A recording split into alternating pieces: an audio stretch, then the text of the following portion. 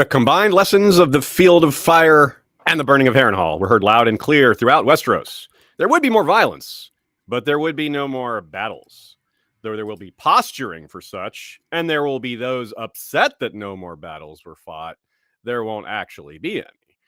Before we speak of those holdouts, we will speak of those who bent the knee thanks to overwhelming force and or common sense, we might say, and how this reverberated through the ages and in the immediate aftermath. We'll start with a lot of examples from A Song of Ice and Fire. All 5 main novels are represented directly, plus Dunk and Egg. And these scenarios are paired with what's happening in this phase of our Fire and Blood crawl. Each subjugated region must take stock of how the war cost them, how much it cost them, or how much the decision to kneel without a fight will cost them. For example, how will the Reach react to a change in leadership for the first time in literally thousands of years? How will the North react to a Stark king who didn't fight at all?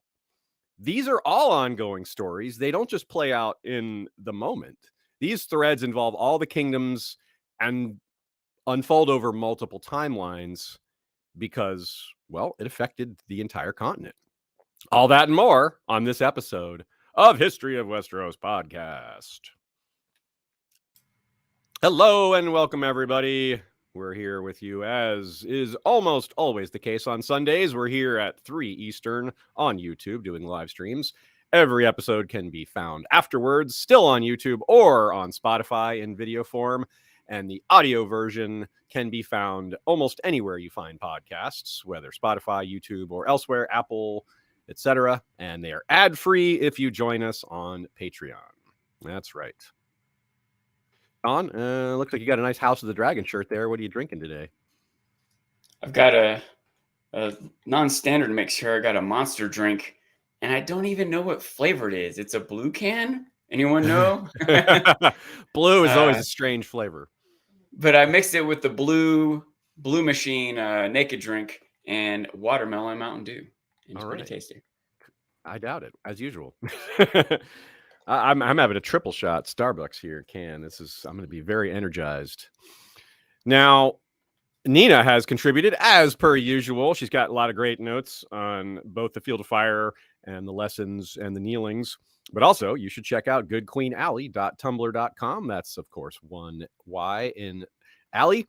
And the latest post there is she got a question about comparing Queen Alysanne to Eleanor of Aquitaine, because George has made comments about that. Now, that parallel isn't quite what you think, as Nina points out. And she brings up a few other parallels. So that's great. If you enjoy historical parallels to A Song of Ice and Fire, you should definitely check that post out. We chatted about it for a while, and it was very enlightening to me personally.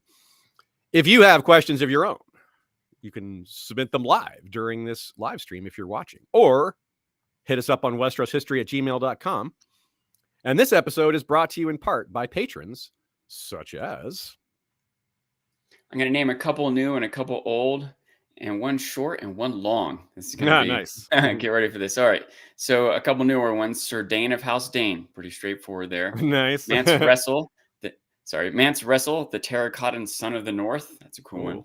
That is neat. We've got Dagron, Marshal of the Axe, Captain of the Red Tide. Resistance is futile. As soon as a Star Trek reference, I appreciate. Now get this one. This is one of our oldest patrons. King Beyond the Wall, Sidney Jesse, the Fallborn, Lord of Blue Spring and the Haunted Forest, wields a dagger of dragonglass, and the Valyrian steel blade, Red Frost. He's well armed. Yes. Yeah. Yeah, it was well titled. Yeah, right. You can find all these patron names at historyofwesteros.com, along with everything else we mentioned throughout this episode. If you ever have a question about something we've discussed on the episode, a link, or how to join us at trivia, or how to sign up for Patreon, or anything else we discuss, whether it's small or large, you can pretty much find it all at historyofwesteros.com. We try to keep it all in one place, even though we're all over the place. Got to have a central location, right? Yeah. So that's historyofwesteros.com. Yeah, even when something's not 100% up to date, it's still going to point you in the right direction. Right. Like, oh, here's the link to the Discord. Here's the link to the Facebook group. Absolutely. Our website is nothing fancy, but it is functional. It does it's got all the right links and takes you to all the right places. So it does the job. And of course, I'll mention some episodes at the end of this one that relate to this one if you want to stay immersed. And let's get to a trivia question that from now on, as we started, I think last week, the answer to the trivia question is during the episode. Of course, it'll be revealed at the end, unlike past episodes where it's just a random trivia question. This one's a little more, from now on, we'll keep it a little more tied to the content of the particular episode we're dealing with. So in light of that, where is the last place we saw hot pie? The character, not the food. Although if you want to tell me the last place you saw hot pie, the food, feel free. Does my television screen count? Does not. No. Mentaldo sends a super chat and says, "Hi everyone, thrilled to be able to catch the live stream today for once." All right, glad to have you here.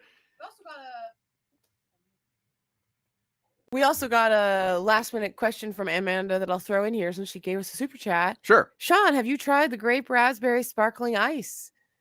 I have. I think that I've tried all the sparkling ices, even the ones I knew I haven't wouldn't had that like. one. So yeah, Even the ones you knew you wouldn't like. Right on. Like, I don't like lemonade. I don't like super citrusy tart stuff. So, but I still, there's like a cherry limeade and I think there's a straight up lemonade flavor one. There's a bunch of different flavors, but I've settled on black raspberry as my favorite. I really don't like that one. That's one of my least favorites. favorite the I do like a lot of grapefruit, their flavors. Aziz? What's that? Is your favorite the grapefruit? Probably the grapefruit or the lemonade, yeah. Grapefruit. Ugh. It doesn't Yeah. taste like grapefruit, but I do like regular grapefruit. That's a anyway, good so. selling point. Why isn't That's it a good- purple? Okay, so our first section is called The Legend and the Lesson.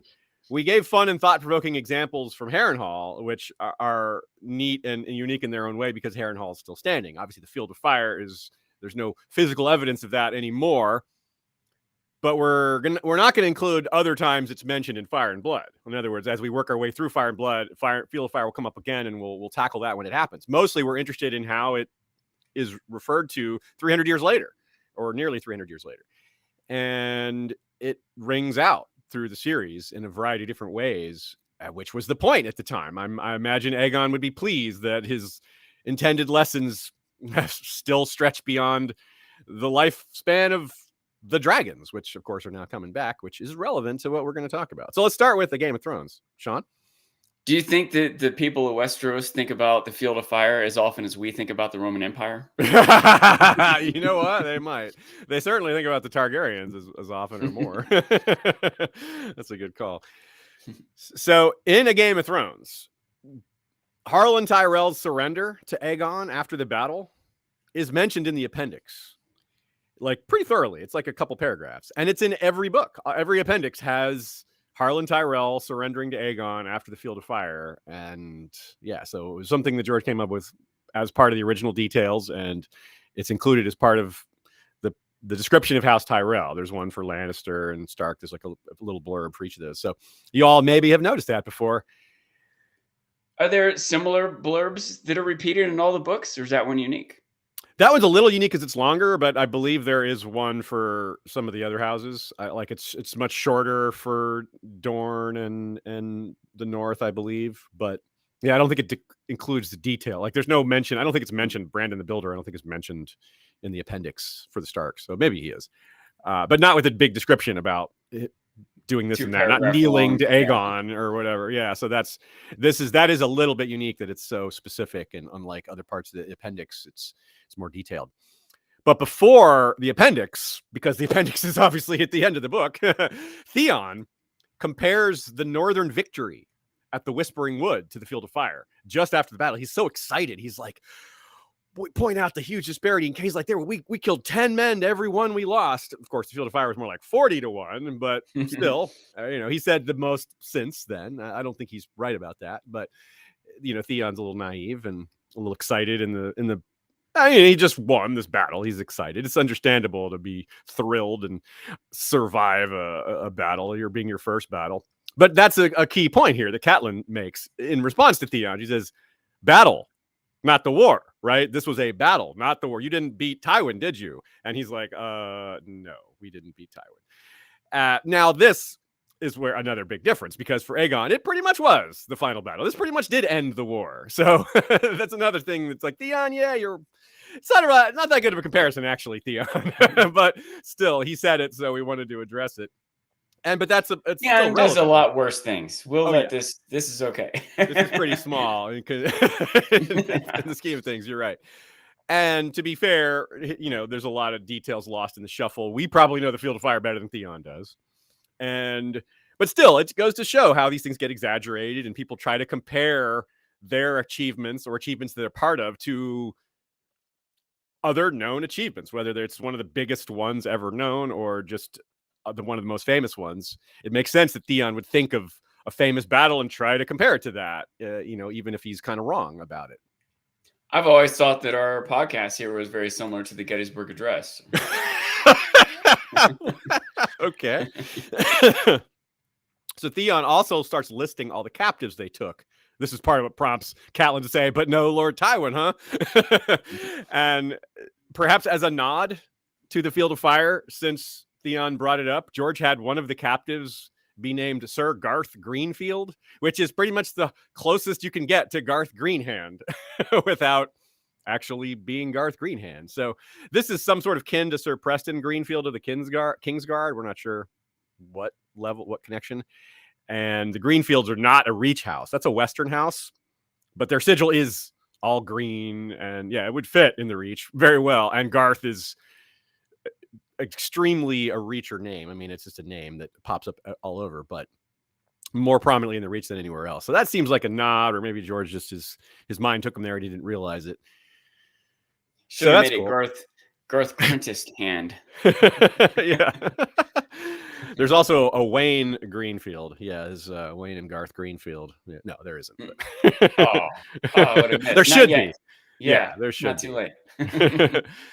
The lessons aren't active at the start of the series, meaning the lessons of the dragons, because what's the point of a lesson about an extinct animal? Who cares? It's cool, it's legendary, but you're not like, oh, what if this happens again? But then, of course, it does start to happen again. You're like, oh, by the end of the first book, you're like, oh, there are dragons come again. Now, we don't worry. Think about that in the real world. We don't worry about velociraptors getting into our garbage cans or how to keep dodo birds as pets because it doesn't happen. Like, there is no dodo birds and there are no velociraptors. So you just obviously don't care about what they might do. Nina points out that people in Sothorios might wonder about that or worry about that because they do have some sort of velociraptor type species there, which is like, damn, Sothorios is just not a good place to live. People worry more about ghosts in Harrenhal than dragons, right? Because they think ghosts still exist and they know dragons don't. Now, dragons are back, and ghosts might not have ever been real, although they probably are in some form. Qyburn claims to have seen one, and if someone wants to make this claim that Ghost and Shadow Baby and Shade are all pretty much the same thing, I wouldn't argue that. There's small differences there, but it's the semantics. And at the moment, we're not really concerned with that. We're not concerned with what's real. Actually, we're concerned with what people actually believe, because their beliefs is what drives them, not what's true. They believe dragons can destroy castles because of Harrenhal. They believe dragons can wipe out entire armies on their own because of the Field of Fire. And that was, as we've been saying for quite a while, very likely part of Aegon's plan. He wanted people to learn that lesson. So when Dany comes to Westeros, some of those dormant thoughts will return. The draconic power that destroyed Harrenhal has returned. That makes it a legitimate fear, a thing that could really happen. Details like size and age get lost in the shuffle. That's what I mean by that is Dany's dragons will not be able to destroy Harrenhal. They might be able to kill lots of people and burn things, but only Balerion was able to do that. But that's exactly the kind of detail that gets lost in the shuffle. The common folk don't know that difference. They don't know that only this one really huge dragon could do that. They just think a dragon did that. More dragons could do that. It's a much, you got to boil it down to its simplest explanation. So we know that's not accurate, but again, it won't matter. It's what people believe. And this is where it's not far from accurate. It's not crazy it's a reasonable rule of thumb. Dragons destroy castles. Yeah, check. Got it. Being a little wrong about that isn't going to be like, oh, they can't destroy castles? Well, then what am I worried about? It's like it doesn't all hinge on that one thing. But this is where dragons being extinct for so long actually helps the disinformation, because ignorance is at the heart of disinformation campaigns, real life or otherwise. It's a lot easier to mislead people on a subject they're very ignorant of. Common folk know diddly about dragons other than that they're dangerous flying reptiles that breathe fire. They really don't know much else than that. Like, along the same line, they don't know that much about Harrenhal other than it's the biggest castle. So yeah, that was melted. A dragon destroyed the biggest castle. Well, maybe we know any dragon couldn't do that, but some smaller dragons could destroy some smaller castles. Like, yeah. So if Varys was actually on Dany's side entirely, or if there was another Varys, or if I were someone like Varys and I was on Dany's side, this is the kind of information camp or misinformation or disinformation campaign I would run, I would exaggerate the power of dragons. I would go tell my agents to start spreading rumors in taverns like Varys does, and in other places where rumors will spread, ports, places where the docks, just places where rumors will go far and wide, and just start talking about how dangerous they are and how deadly they are. Even though Dany's dragons are kind of small and they probably won't live up to that, it still sets the stage really well. So yeah. No castle is safe. That should be yeah. And Drogon is the color of Balerians. They could really play that angle up. Like, and I mean, Aegon, Dany's blood rider, who's not from Westeros. This dude, when seeing Drogon, like weeks old, said, "There sits Balerion born again." Like, really? Like, that's getting ahead of yourself, aren't you? But it's cool. And that's Dany 1, A Clash of Kings. Like the first chapter of her first chapter of A Clash of Kings. So yeah, right after they're born. Like they're born in the last chapter of A Game of Thrones. And here in this first chapter, Aegon's like, "There's Balerion born again." And Dany's like, "Yeah, cool. All right." Yeah. But we're not, the story is not going to go long enough for Balerion or for Drogon to get that big. I mean, Balerion was, over 100 years old, like 180 years old when he died or something crazy like that. Yeah. You don't think Martin is going to write that much? I'm holding out. Someone else, maybe. Yeah. So now let's go to A Clash of Kings. Tyrion again thinks about the Field of Fire when he's looking down at Stannis' ships burning during another battle, the Battle of Blackwater. That's going to go down in Westerosi history and be pretty famous. So here's the quote. "The low clouds caught the color of the burning river and roofed the sky in shades of shifting green, eerily beautiful, a terrible beauty, like dragonfire. Tyrion wondered if Aegon the Conqueror had felt like this as he flew above his field of fire." What do you think, Sean? I think that the fact that George has Tyrion consider this idea, thinking about how Aegon would have felt, that makes me think that Aegon probably did feel bad. I think that's like, I imagine as much as George has included this story, he's got to have thought about it some, right? He clearly had more and more plans for this. And I hope that if this is ever a TV show, that is like a struggle that Aegon has, that some of his kind of, I don't even want to say cold, because it's not like we know that his personality is cold. We just don't know what his personality is, Yeah, he's an enigma, yeah. So I hope that it's presented, maybe he is stoic, but not made of stone. Does that make sense? I hope it matters. I hope he feels remorse for all the death that he's caused, and he's trying to find justification for it, whether it's stability for the realm or stopping some existential threat from a prophecy, whatever it is. I hope he's not just blindly murderous, Yeah, I agree. Yeah. So Aegon was looking down at green also, like Tyrion was. Now he wasn't looking down at green fire. He was looking down at green things that he had set on fire, like the Order of the Green Hand and all those green sigils of the gardeners. And the field itself was grass. It was dry, but it was still, a lot of it was green. And, it may have been browning, but still there's a lot of green down there. So, yep, green things on fire. Now, Tyrion actually gets agitated during this moment. He starts thinking about all the death and suffering, and he blames it on Stannis, but he also blames it on himself. He's like, I'm partly responsible for this, but so are you, Mr. Attacker, Mr. Guy invading the capital here. Aegon as well may have been part of his thoughts. He's like, why are these idiots fighting me? Can't they see they can't win? Are they like, wouldn't he'd probably be, a part of him might just wish they had bent the knee and just not had to do this. Another part of him might like, well, this might save more lives if I'm able to just demonstrate how foolish it is to stand up against me. And it's maybe good to have one person to make an example of. So yeah, you're right, Sean. It's like, that's the kind of thing he could be torn off. He's like, well, but maybe it would have been better if I didn't have to make an example of this many people and kill this many people. He might not be pleased about that. It might be something that weighs on him. Or he might be convinced it was right. Like Stannis, someone like Stannis is just very concerned, very like confident, at least the way he projects it, is what he's doing is right. And he's confident in that, and he doesn't really second guess himself too much. Aegon might have that level of surety of his own actions, but maybe not.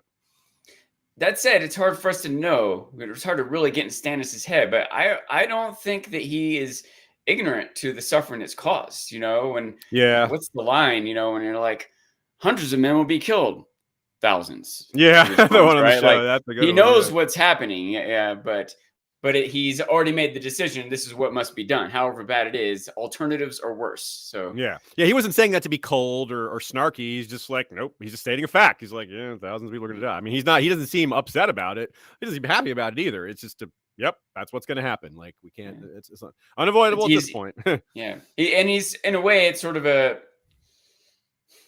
not to get too much of a tangent, but it's sort of necessary for him as a leader. And but I don't know how to say this, but he's still not sugarcoating it, right? Like, yes. He needs this subordinate to understand, like, you are correct. Hundreds will die. In fact, it will be thousands, and we are doing it anyway. Get in line, you know. So, because to Stannis' mind, the laws of the realm are more important than those lives. You know, that he in his mind, those laws protect lives in the long run. Even in the short term, you have to sacrifice lives to uphold the law. It's better than lawlessness, or laws should be made of iron, not pudding, as he says. Yeah. A Storm of Swords. Let's go there. Here's another good one. Olenna Tyrell mentions it in Sansa 1. So this isn't that far after the Battle of the Blackwater, since that's near the end of A Clash of Kings. And since Olenna is so quotable, let's not miss our chance. You Starks were kings once, the Aarons and the Lannisters as well, and even the Baratheons through the female line. But the Tyrells were no more than stewards until Aegon the Dragon came along and cooked the rightful king of the Reach on the field of fire. If truth be told, even our claim to Highgarden is a bit dodgy, just as those dreadful Florents are always whining. What does it matter, you ask? And of course it doesn't, except to oafs like my son. That's great. Nina reminds us, Olenna's funny here, but she's got a goal here. She's trying to manipulate Sansa, or maybe encourage Sansa, but into talking about Joffrey and potentially marrying into their family. So she's trying to worm her way into Sansa's good graces here. And but still, it's still a great quote. It fits so well here, and it's going to come up a lot. This idea of who really deserves Highgarden and rightful king, and what that means. These are things that get continuously debated over the next 300 years. They're still being debated in current times, as you can see. She brings it up, and the Florents are always whining, as she says, and that's Stannis' in-laws, who of course didn't even fight for him at first. They fought for Renly, and then they switched over to Stannis. Now, Jaime and Sir Cleos also mention it to Brienne, but we'll come back to that shortly. And Barristan mentions it when Dany is planning her dragon double deal maneuver on the Astapori. This is a great yet quick exchange. A dragon is worth more than any army. Aegon proved that 300 years ago upon the field of fire. I know what Aegon proved. I mean to prove a few things of my own. And damn right she did. That, of course, is like seconds before she says a dragon is no slave, makes a field of fire of the slavers, and it's a real rah-rah moment in the books where it's just great. Barristan is learned, educated, not easily scared, not frivolous in the slightest. He, along with Tyrion, will be awed by the dragons as much as anyone, but he's also far more knowledgeable about what they can do. And knowledge helps them be less afraid. If you know what they're capable of, they're still scary. It's not going to change that, but you're not going to just be subject to wild rumor. And maybe you might learn that, no, actually, they can't all destroy castles. Only the really enormously elite giant ones can do that, apparently. Now, it's not mentioned in A Feast for Crows, but think of that amazing first chapter and how they're discussing rumors of dragons, which is very much in line with what we're talking about now. It's the first word of the book. Dragons, said Molander or whatever. Now, to be clear, I think they're discussing regular rumors, not planted ones. And these are fairly educated people. These are students at the Citadel. So their rumor discussion touches on the fact that they need to be careful with what they believe and what they don't. These are somewhat educated people. They're smart about it. They're not just repeating what they heard or exaggerating what they heard and playing the game of telephone. So that's pretty neat. But the point is the same, even though they're more educated. We're all familiar with the idea of gossip turning out to be false, if not completely fabricated. And we're all getting more and more familiar with that every day, living in the age of the internet and AI and all these other things, and intentional disinformation campaigns, which is a thing as old as time, but is more easy to perpetrate in current times in some ways. Now, we're all familiar with the notion that sometimes fabrications aren't revealed to be such until much later, sometimes years, sometimes decades, sometimes 100 years. We'd learn the truth of something. People have been doing this wrong for 100 years. Like new scientific discovery changes what we learn. Like, oh, all along, we've gotten this wrong. The sun doesn't revolve around the earth. Whatever scientific discovery you want to name, there's infinite examples. Westeros would have them too. So in that intervening time, before the truth is known, if it ever is, that's when misinformation, rumor, and hearsay can thrive, because without the light of truth, there's all these shadows that this misinformation can thrive in. Something that greatly enhances both the spread of and exaggeration of rumors is fear. When you're afraid of something, your anxiety sort of spills into your description of it, or maybe that fear is legitimate, but you might still be anxious about it. And that in turn spreads to the next person. And that just it's part of the telephone game that we refer to so often. Fear is a big part of that. To justify your fear, you want the thing to be scarier. It's a great point. That will add to the legend, add to the myth. Protecting your own ego, your own pride a little bit, because people, especially in a world like Westeros, where people just can manipulate entire countries based on, are you scared? Like, how often does that work? Are you afraid? You're like, I'm not afraid. Like, how that will work so many times. That has worked on someone in the story. Like, just accuse them of being scared, and they're like, I'm not. Nobody scared. calls me yellow. Yeah, exactly. No one calls me a coward. No one calls me yellow. No one calls me chicken. Marty McFly effect right there. Yeah, it's just enormously effective, and it's just like, we're too as a species, we've got to get over this. But they're not going to get over it in Westeros anytime soon. So yeah. And this comes back to the rumoring, right? This has already played out quite a bit. Set aside what the dragons are capable. Just look at the crazy rumors about Dany, right? Burning babies, killing her husband, kinslaying. Like, she didn't kill Viserys. She did technically kill Drogo, but that's really, come on. That's really splitting hairs there, I think. There's the rumor that she hatched a 3-headed dragon, which is close to true, but not it's not accurate. She had 3 dragons, not one with 3 heads. So someone like Tyrion hears that, and he's good at dissembling what he hears and deconstructing the rumor and sort of pinpointing, or at least narrowing down what's probably true about it. Not always, because sometimes it's just so distorted that you can't figure it out. But this is the kind of thing he looks at and sees through, and he kind of susses out some of the truth from this crazy rumor. She's like, she didn't do that. She didn't do that. Well, maybe she did something like that, and that's kind of where he's at. And that's where we're at. And you can but we get the benefit of seeing both sides of it. Tyrion's more just figuring it out through his own intelligence. Even something like killing babies. It's not like Dany took a baby and a dagger and cut its throat, right?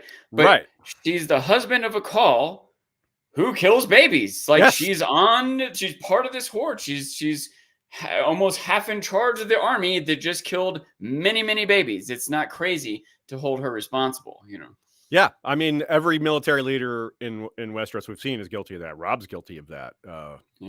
His orders have caused the death of babies. He hasn't stabbed any babies directly himself either, like Dany. But yeah, Dany's dragon killed a baby. Like, she's partly culpable for that. And she feels that culpability. Mother of dragons, the dragons kill babies. She kills babies. It's exaggerated or unfair, maybe, but people aren't just making up random things. It's based in something, and that's Tyrion is probably figure out what is this based on. So think about that in Aegon's time. We see the rumors told about Dany. What were people saying about Aegon? Like, the description of Balerion must have just gotten really insane. Like, this dragon is the size of Harrenhal. Instead of it burned Harrenhal, like, he swallowed Harrenhal whole. He took a whole tower and swallowed it. Like, all right, y'all. Maybe that one you could probably figure out isn't true, but people would be saying some pretty crazy things. Probably similar to this, like the Targaryens drink blood, and the Targaryens are godless demon worshippers. And look at what Makoro says about the drowned god. Now, I'm less inclined to disagree with Makoro about calling the drowned god some sort of demon.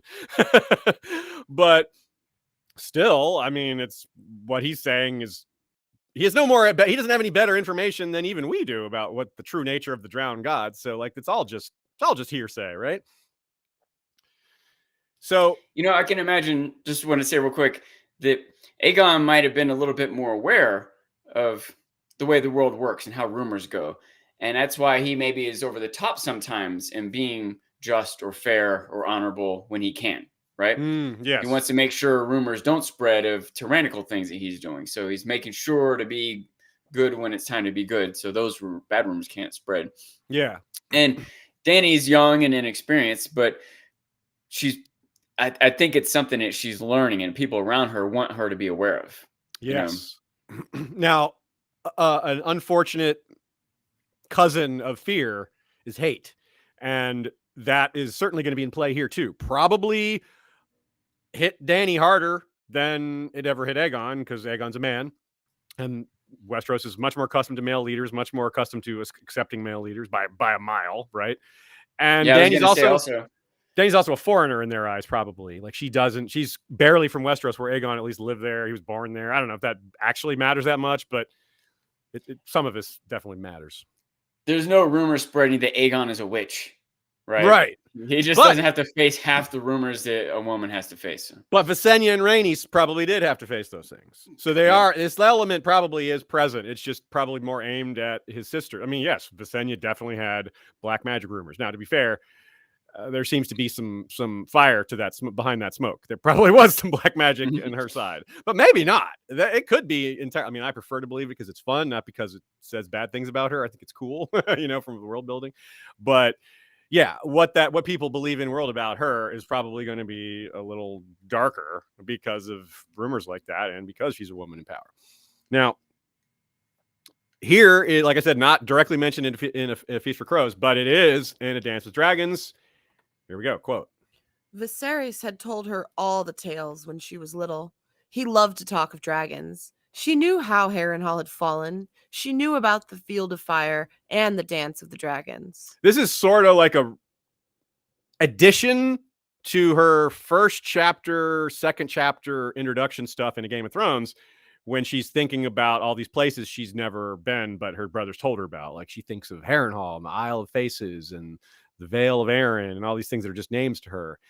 And which is paired with Bran thinking about the Kingsguard. He knew all the stories, and he named all these famous Kingsguard and all these famous examples of their deeds, which is all part of the introduction of A Song of Ice and Fire as a story with many different characters, with a very rich history that plays a very prominent role. So George is introducing so many of these things early on. And that's why even now, 27 years later, we still have ample reason to refer to these very early parts of the book, which only get expanded on later.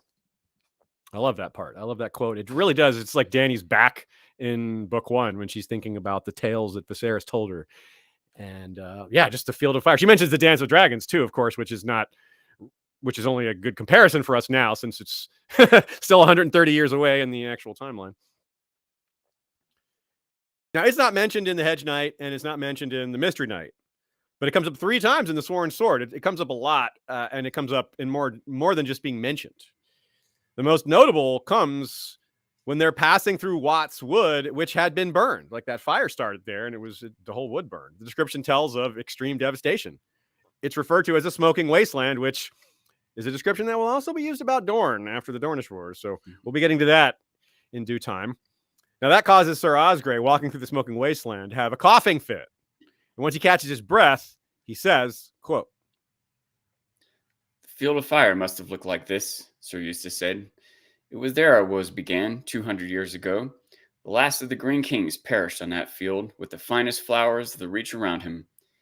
My father said the dragon fire burned so hot that their swords melted in their hands.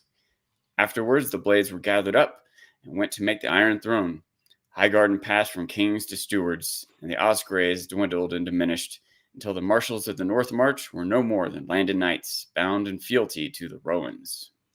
A lot to say about that quote. So, swords melting in their hands. That's just a very poetic description there, because the sword is the means at which they win, which they achieve victory. It's the primary weapon. It's a tool only for killing, as we've discussed before. A lot of weapons on the battlefield are multi-purpose. They're farm tools or hunting tools, but swords are only for killing people, or dragons, I guess, if you're able to get close to them. But no, not really. You're not usually. I can't think of an example of a dragon being killed by a sword, actually. So never mind.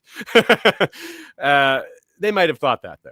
Anyway, You could melting in try. their hands. You can try. Yeah, you're welcome to try. These guys You did. try with a rake or a spear or whatever you want. You might not think the rake is a weapon. You might be close that way. He's like, are you going to rake my scales? It might feel good. Like it's a back scratcher, right? Yeah. So interesting that Sir Eustace's father told him this. That's what he says. Is my father said the dragon fire burned so hot that their swords melted in their hands. Well, his father wasn't there. His father wasn't even close to there. His father's father wasn't there. His father's father's father wasn't there. I could go on for a bit because we're talking about an event that was 196 years before Sir Eustace.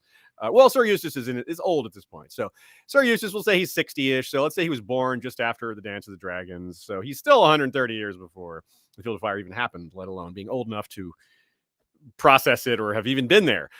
That said, Little did you know his father was the green seer before Bloodhaven. Oh my god, that's the hint for my new theory, obviously. No, he's a gray seer because he's an Osgrey. Now, it's super interesting though that the story was passed down because the Osgreys probably were at the Field of Fire, like not Eustace's father, not his father's father, but some Osgreys. Or an Osgrey, but probably multiples were there. They were a martial house. They were the marshals of the North March. They're a house dedicated to defending that part of the Reach. So, of course, if there's a greater threat nearby within the Reach that their king calls them to, I mean, they're gonna be one of the first ones to take the field according to their own values. Their own honor would demand that of them, and we have no reason to doubt that they've fulfilled their duty in that regard. And they're a great example, not only of a house that we know, a lesser house besides the Gardeners or someone like that would actually fought on the Field of Fire, unlike some of these other greater houses that are still big, like Rowan and Oakhart. Like they lost some prestige, but they're still among the biggest houses in the Reach, where Osgrey faded into obscurity.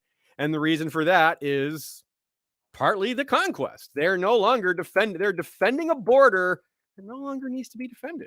And that was their job for thousands of years. So their position, their place in the hierarchy, they're just not needed anymore, right? We talked about that a lot when we covered the Sworn Sword.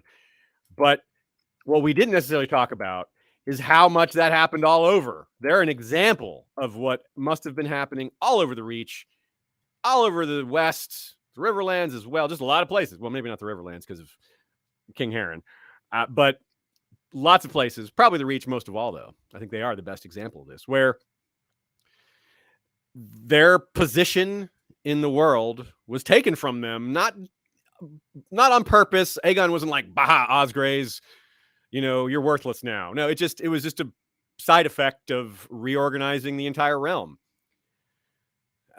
So they're not able to stay relevant. Like you saw what Osgrey tried to do, what Eustace tried to do to stay relevant. He did manipulations and intrigues and tried to join different sides, and he wasn't very good at it. His house has a tradition of war, not of being courtiers. I mean, there probably were some Osgreys at court at Highgarden, but it clearly wasn't their specialty. It wasn't their angle. It wasn't the thing that they were famous for. They didn't develop that. They didn't work on that. They didn't pass down secrets of court, secrets of like things that if Varys had kids, things that he would pass these things down to, that kind of thing.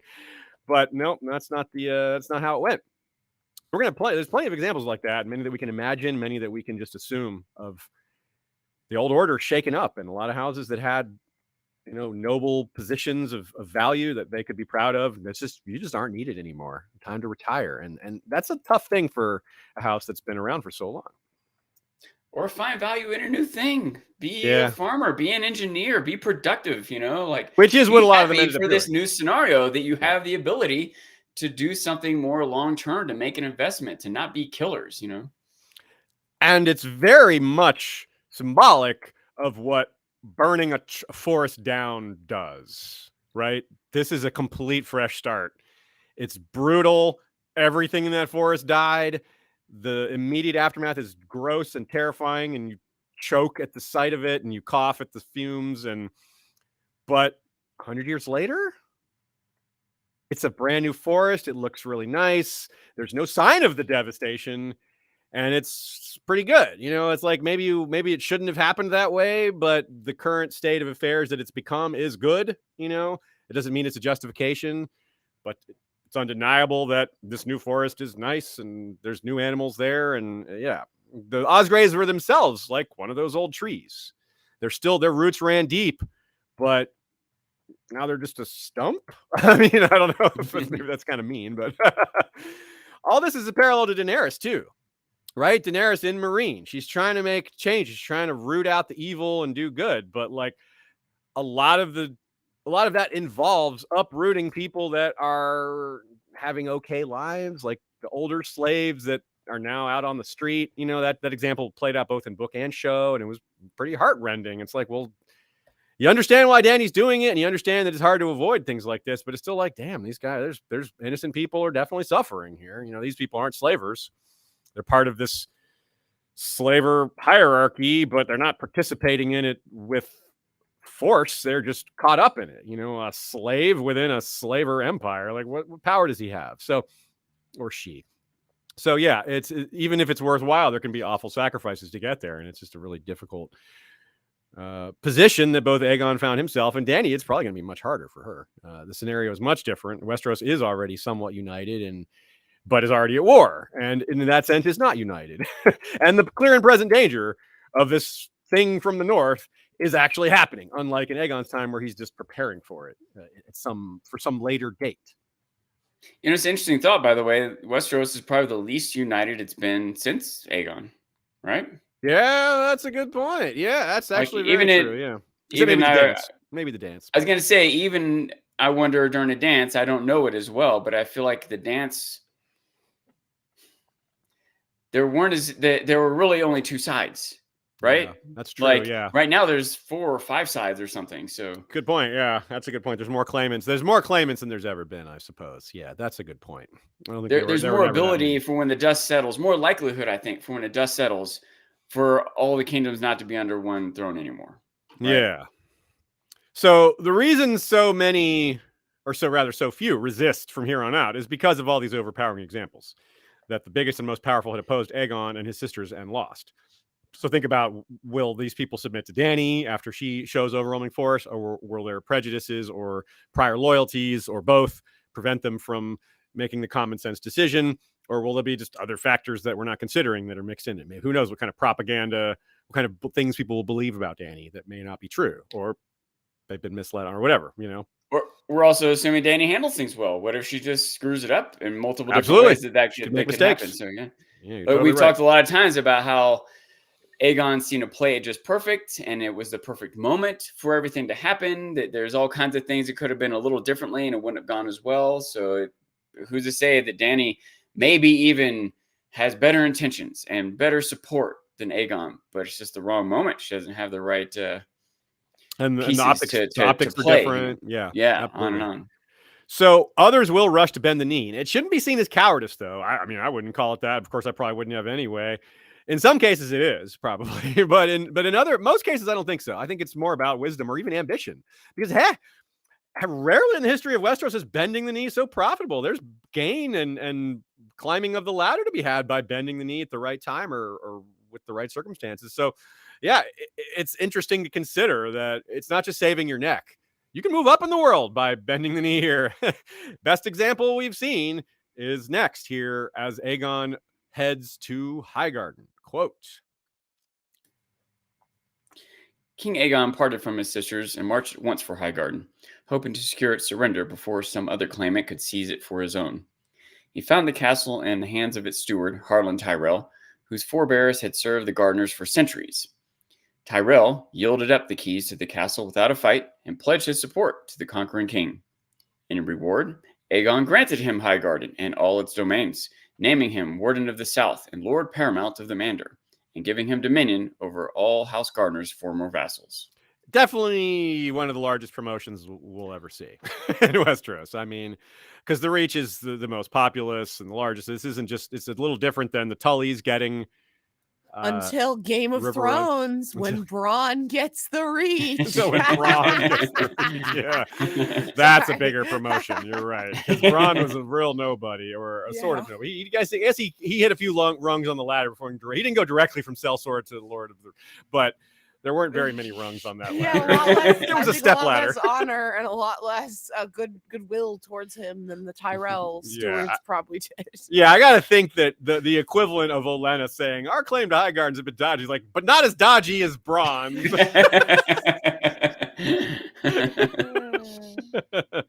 Yeah. This march isn't that far, right? But it is kind of far. Like, it's not right next door. The field of fire took place in the northern area of the Reach, and Highgarden is, more southwesterly. And he didn't fly ahead on Balerion alone. He took the whole army there, which is a little interesting. Even though he was rushing, he still wanted to come in force. So he wasn't maybe not as in a rush as it might have seemed. But it's a peculiar line too. Like, it says he's worried about someone else claiming it, which is like, really? Who's going to claim it with Aegon on Balerion on his way? Like, who's going to jump in front of that avalanche? Like, I'll stop here, Aegon. I will, like Chris Pratt in the Jurassic Park movie. He just holds his hand out and Balerion stops. Like, oh, a hand. I can't get past that. I should have thought of that when, well, they already did stop. The green hands, it didn't work. Yeah, we've already shown that holding on a hand does not stop Balerion, unless it's maybe a real hand works better than a sigil. Punch him in the nose. Punch him in the nose like a shark. Like we said, yeah, we talked about this before. We gotta Right. someone has to test this out. So I don't know about that. So this is a good example of us. It gives me more confidence in our deconstruction of some of these histories, saying this probably isn't exactly what happened, or they've been probably misinterpreting some things, which is what George intended, right? He's trying to sort of make it like a real history book, not exactly like one. There's some things he didn't include from real history that I'm glad he didn't, and I've got a couple examples of that later. Now, yeah, go ahead, Sean. Nina disagrees with you a little bit. She thinks it might be that someone may have, and I kind of side with her, because I think that even if it's not a smart person, someone might still do it, and it would just be this new headache for Aegon. So it's like, he might have to split his forces or bring the dragon down there. He wants to bring dragon storm. He doesn't want to have to, even if he can, he doesn't want to have to deal with this. He wants the lesson to be made, right? He doesn't want to, because if someone does this and it distracts him, someone else is going to do it later. And if he has to burn people to make them stop, then the negative rumors spread about what he's doing. Yeah, it's a lot. It might be unlikely or unwise for someone to do it, but there's a lot of unwise people. It's unwise for them to fall on the field of fire, but they did it anyway. So yeah, you're right. We can't assume just because it's a bad idea that they didn't do it. Yeah, Theon took Winterfell.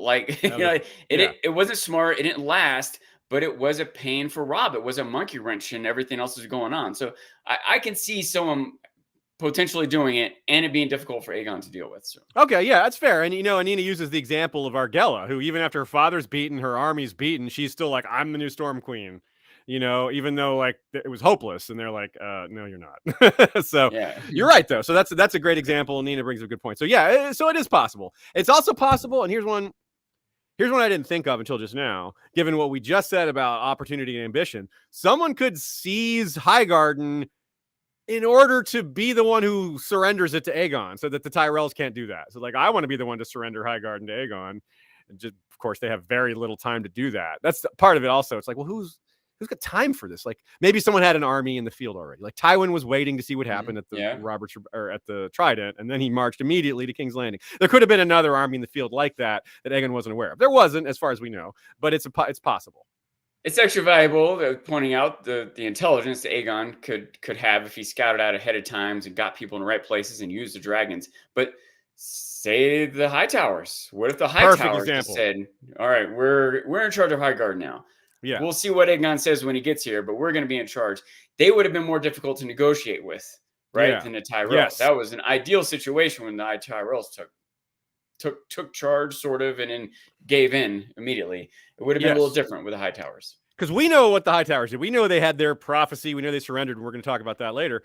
But does Aegon know that? Because it seems that's a peculiarity of that scenario, is that, yes, they had that prophecy, the High Sept, and he told Lord Manfred Hightower, but it doesn't seem like they told everybody else. It's not like they didn't send a letter ahead to Aegon saying, we already surrender.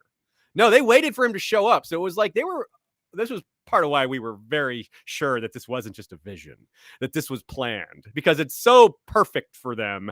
And all the little ins and outs are just so engineered. Like, they didn't announce it, even though they were so sure of it. Okay, well, if you're so sure of it, why didn't you say something? Why didn't you surrender ahead of him? Why didn't you show up on the field of fire to help Aegon, right? Rather than just stay out of it entirely. So when we covered this before, it was from their perspective, from Aegon's perspective. He doesn't know what they're planning. Yeah, maybe they're just waiting to see what happens and then pounce on the weakened winner, like someone they've beat each other up and this is their opportunity. They hadn't used their armies. Yeah, maybe their army was already in the field waiting to make a move. So yeah, I could see that. Yeah. Now imagine, so somehow he learned. There's also the chaos of learning what happened. Like, we know all these gardeners were killed, but did Aegon learn that immediately? I don't know about that. Maybe he did, because a lot of Reach Lords bent the knee to him and they might have known this already. But would they really know the chaos of everybody fleeing and running in every different direction? Would they really know for sure that all the gardeners are dead right then? Would they really know that there weren't gardener boys and old men still at Highgarden? And they would probably assume that that's the case, even though it turned out to not be the case. They probably would have thought that. They wouldn't have assumed, oh, yeah, well, that was probably all of them on the battle there. I probably killed them all, right? Yeah, it's probably, yeah. Well, he could not have that kind of confidence until a little time passed. And as we know, one nephew did survive, Quentin Martell of House Gardner here. He died 3 days later of his severe burns. So think about Quentin and how Barristan and Missandei were kind of watching over him, and it was really horrible because his burns were just the description of them is horrifying. The hope placed in this young burned man, the prayer vigils would have been lit, both sides of it. In other words, some people would just be praying, like, just put him out of his misery. We don't, if he's alive, that causes all sorts of, the war might flare back up again. We don't want that. Other people would be like, he's our hope. He's the one living gardener. We need him to survive so that he can propagate the house and continue. There'd be a wide variety of opinions and hope placed onto this child, or this young man. But either way, he died. As for how Aegon handled Highgarden when he did get there, yeah, coming back to the Tully decision, it's a very similar strategy, but even more bold in that sense. Because, yeah, the Tullys had never been kings, neither the Tyrells, but they were lords, and they were lords of Riverrun, a substantial, important castle. The Tyrells do have descent from the Gardeners, as Olenna says, but they don't have land. They didn't have land. Still, let's not think of them as lowly. Steward can be thrown around as like steward, right? And if you've watched Lord of the Rings, you've got that same thing. We're like, sit down, steward. They insult, Denethor for being a steward, but that's not because a steward is a low position. It's because he was acting like a king. The same thing here. The stewards are very powerful. I mean, here's a good real life example. Secretary of the Navy, right? In the USA, that's one of the highest military positions there is. It includes the Marines. The Secretary of the Navy presides over the Navy and the Marines. It's a civilian post, but it's the presidential cabinet position. It's one of the highest positions in all the military. But some people misconstrue that because they hear the word secretary and they think that's like someone who types and takes notes and stuff like that. So steward should be thought of as secretary, that type of secretary here. This is someone that runs the finances of the entire Reach, and they have enormous power.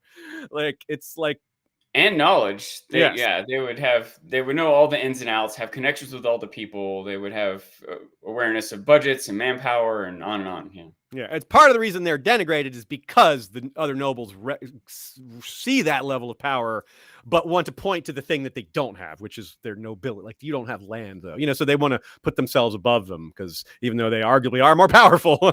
So, minor correction: Secretary of Navy isn't actually a presidential cabinet position. It's under the Secretary of Defense, which is. But okay. But still, they're in like a 4-way tie for third highest ranking after President, Secretary of Defense, then Secretary of Navy, Secretary of Army, Chairman of Joint Chiefs of Staff. It's not to take away from your point. Way up there. Yeah. It doesn't change the point of the example. Yeah, you're right. But good correction. Thank you. So Nina makes the same point. She points out, the Tyrells are very powerful. Don't get lost in the shuffle. Don't believe what you hear about other nobles looking down on Steward. And in fact, Nina gives of another great real world example. The Stuarts, or Stuarts, two different spellings, Steu or Ewarts, and the Stuart, the common name Stuart. Those were the high stewards of Scotland before becoming kings of Scotland. So even the name Stuart, there's a real life example of them ascending to kinghood. So this is less than that by comparison, even though Scotland's a lot smaller than the Reach. Still, Aegon's choice was a way to demonstrate how serious he was about remaking the realm as a single kingdom in his vision. Aegon was not joking when he said he would reward those who bent the knee and destroy those who resisted it. He kept proving that over and over. Whether you're the oldest, grandest family like the Gardeners, that doesn't stop you from being destroyed. Or if you're a house that's never held land, like the Tyrells, that doesn't mean you can't be promoted to one of the highest positions in the realm. It's a new world, y'all. New big shakeup. It's like, those of you who are fans of The Expanse, you might be familiar with the term the churn. This is the churn. When the big changes happen at the top, the most powerful people change the world as we know it. Little people like everyone else, whether you're in, even really powerful people, have very little impact when the world changes. And you just got to hope you survive it. There's nothing you can do. The world's about to be different. The best thing we can do is keep on keeping on and hope it doesn't ruin us. But we don't have any power over it. And that's the way a lot of these Reach lords found themselves. Like, Aegon is making this decision and they have no ability to change his mind. They can argue, they can complain, but it is not going to matter. Oakhart, Florent, Rowan, Peak, and Redwine. Those were the 5 houses apparently the most upset about the Tyrell elevation. Recall, Oakhart was one of the 4 commanders of the battle. All 5 of those houses were at the Field of Fire, and the Tyrells were not. So that's probably something annoying to them as well. Like, we actually fought for the Reach.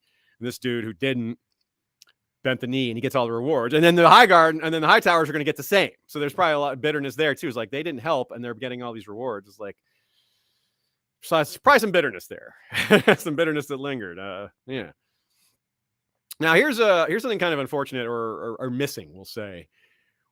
We talked about the missing men of Gardeners. Like, why weren't there old men or children? It's a little convenient or unusual. What about the women? Where are all the women? They definitely weren't at the battle. So what happened to them? Like, we kind of have to assume some very unsavory things happen, like forcible marriages, people sent to the Silent Sisters, maybe some people getting murdered. If there had been a Gardener princess around, a Tyrell Gardener marriage would have made a lot of sense to lock that up. On the other hand, maybe Aegon didn't want that bloodline existing at all. Maybe he wanted to just cancel them entirely so that they never rose again and didn't cause any problems. He might have thought that was a better way to move forward. Just it's good that we have no more Gardeners. Let's just to keep it that way. Now, Nina points out it's especially odd that they're missing. If we don't count the Martells, they're the only pre-conquest royal dynasty which definitely saw at least 2 queens. So they already have shown that women are more likely to hold power as compared to these other royal houses in Westeros. So it's even stranger in that sense. So what we have to assume, like, you are free to look at this as just George making a mistake, of George just overwriting these women and just ignoring it for some reason.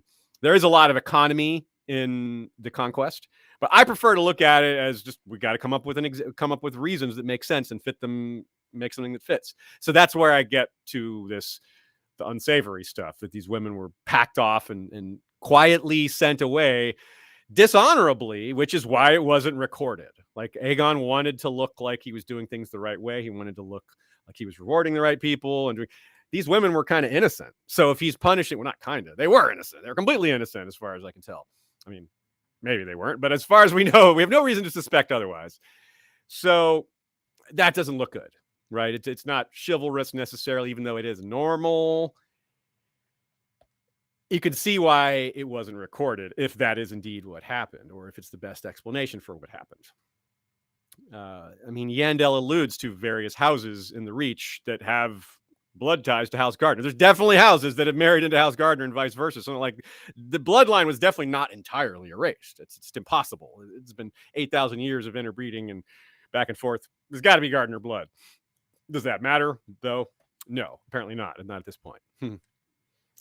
I can imagine, in addition to some of the stuff you suggested, both like unsavory demises that some of the women might have come to, and Martin maybe not thinking it through, right? He just wanted for this history, the gardeners are gone.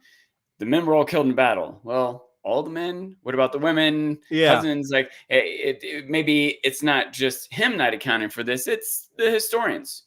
It's a new phase of history. The gardeners are gone. So I can see that could easily be part of it, right? That maybe George even knows that there should still be some, but that's just that the history didn't record that for all these different reasons that aren't as entertaining or enjoyable to read about, or don't make sense to who have been written about by the historians, who would also be chauvinistic and biased and all these other things. One other potential is that they just went into hiding. They knew they might have dangerous futures ahead of them. Like, you know what? I'm not a gardener anymore, right? Yeah, Someone might have just chosen to be a flower or whatever. Yeah, flower. Yeah. Another possibility here too is that he just didn't. He wrote this stuff so early on. He wrote this Field of Fire and Burning of Harrenhal, these details in this part of the history, when this was supposed to be a trilogy. He may not have. He didn't expect to have to flesh it out because he wasn't expecting to write Fire and Blood, and that doesn't mean he couldn't have added these details in. But maybe it's just like a matter of, well, he's already settled this. He didn't have to. He didn't go back and revisit the thought process because he had done it so long ago. Yeah, it's possible. Anyway. There's with even the setting this aside, there's significant missing pieces, because there's always significant missing pieces. There's always, we can never know what's happening in all the places at all these times. Like, that would be absurd for us to have that level of information. And part of the fun is filling in the blanks. Sometimes it's a bit too blank. Like, this might be one of those examples. It's better when we can fill in the blanks rather than we kind of have to. That's a little, that's not as good. But either way, it's fun.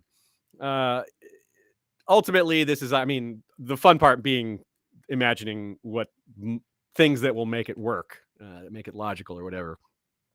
And this is what I was saying earlier. I said I'd come back to an example of real life history doing this. Yeah, real life history does this all the time.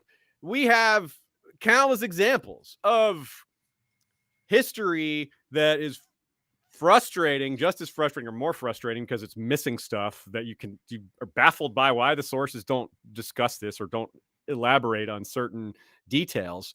They're still captivating, inspiring, but not as much as this, in my opinion. But that they're all we have. In other words, one of my favorite periods of history, and I've said this several times over the course of our 11 or 12 years of doing the show, is that I love the civil wars after the death of Alexander the Great. It's always been one of my favorite periods of history. The successors, the Diadochoi, they're called. But those histories, one of my favorite periods of history the history is very sketchy. The biggest source for those things is Diodorus Siculus. And he's had a reputation as a historian that's gone really up and down, depending on what era people were reading him in. Like, for a while, he was thought as a bumbler. Now he's thought of, okay, actually some of his stuff is pretty good, but now, okay, but it's definitely got some things wrong.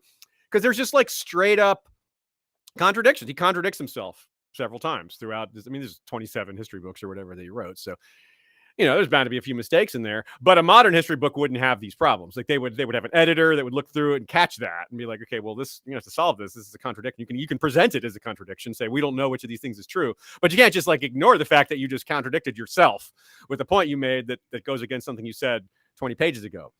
That George doesn't do, thankfully. There's very little contradictory information in his history books. There is a little bit. There's definitely some, especially with things like Ashai and some of the really ancient stuff. But that stuff you can easily ascribe to the fog of history. But there's a few other ones, but we don't need to talk about those right now. So I'm glad George didn't include that real world problem. But as Nina said, there are other things that maybe he also didn't need to include, like the omission of these women, or having Argella marched out in chains naked. That was probably unnecessary, and it's a little odd too that they did that. But we have to handle this in a variety of different ways. We can be frustrated. We can use our imagination. We can do both. So this is how we handle it. Let us know how you handle these things, if you do, or what this thinks, or how this comes across to you. It's an interesting meta discussion within the greater framework, not just of Fire and Blood, but of all of A Song of Ice and Fire, I suppose, or just the world. How we handle these things. All of history. Let's take a quick break. and come back with the second half, which will be dealing with Torrhen Stark and then the High Towers. Good stuff. Probably Torrhen Stark is my favorite part of this episode, but your mileage may vary.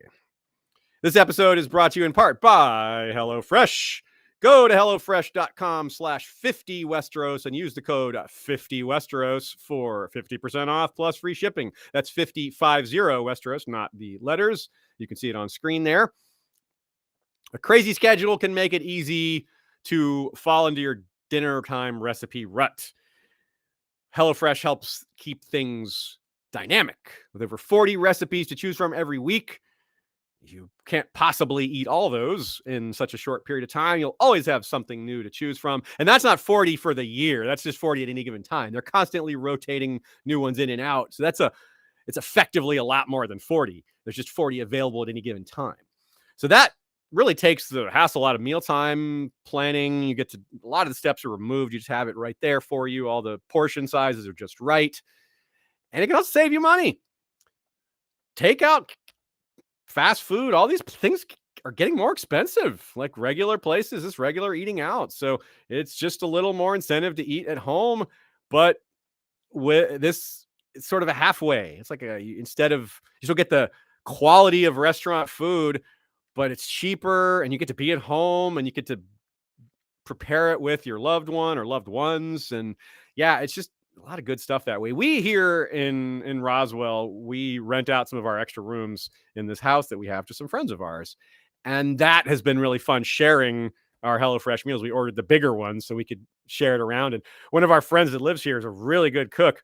And he was commenting on how he just learned a couple of new things just from following these instructions and these directions that he got from HelloFresh, because it wasn't stuff he had cooked before. So just a couple of things that sunk in and stuck with him. And he's a little bit better of a chef now because of what he learned from this process. So that's pretty cool. Very happy with that. And stories like that make me feel good about pitching these guys. So again, I don't know if anyone...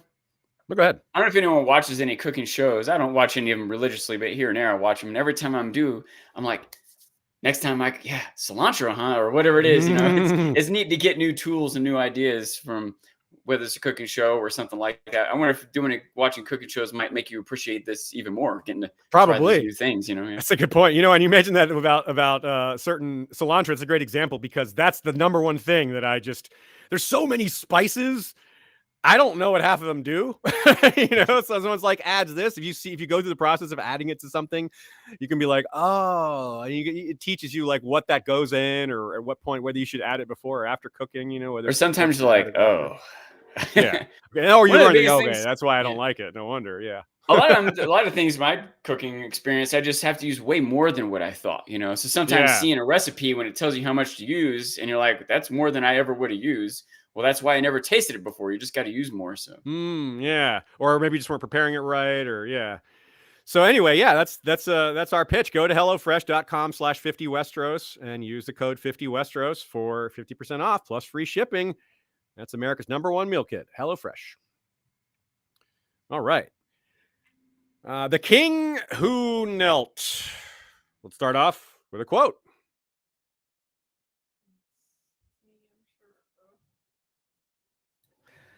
It was King Aegon's intent to continue his march south and enforce the submission of Old Town, the Arbor, and Dorne, but whilst at Highgarden, word of a new challenge came to his ears.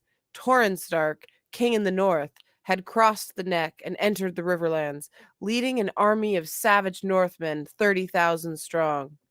Aegon at once started north to meet him, racing ahead of his army on the wings of Balerion, the Black Dread.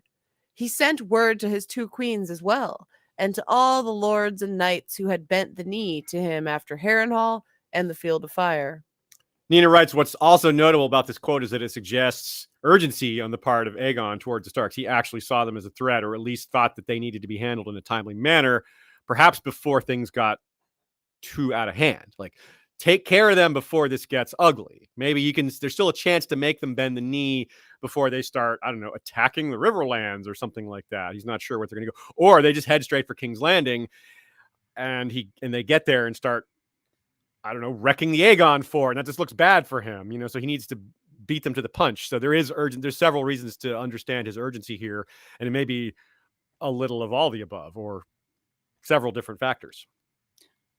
One thing I think, maybe the biggest thing, is something I've brought up a few times before, is that they can spread their forces. It's not that they might go to King's Landing. They might go to River Run and King's Landing and the Field of Fire. And if they suddenly, Aegon so far has been able to choose the battlefields.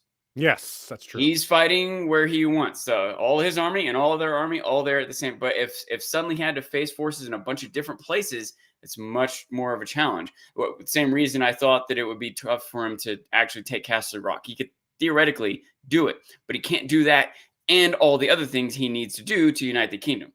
That's a good point. He right now can go meet Torrhen Stark on a battlefield, full force versus full force.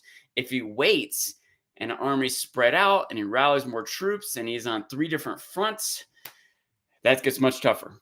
Yeah, you're right. Yeah, for all he knows, Torrhen would have split his army and started and gone after multiple targets, or tried to pick up allies by sending them to different places around. Yeah. So there's a lot of concerns here. Needed to be done right. So this is what we said back in the beginning or earlier in past episodes. These considerations for bending the knee and the timing is very crucial in a lot of these cases. It's not just about, oh yeah, I'll send a letter to surrender.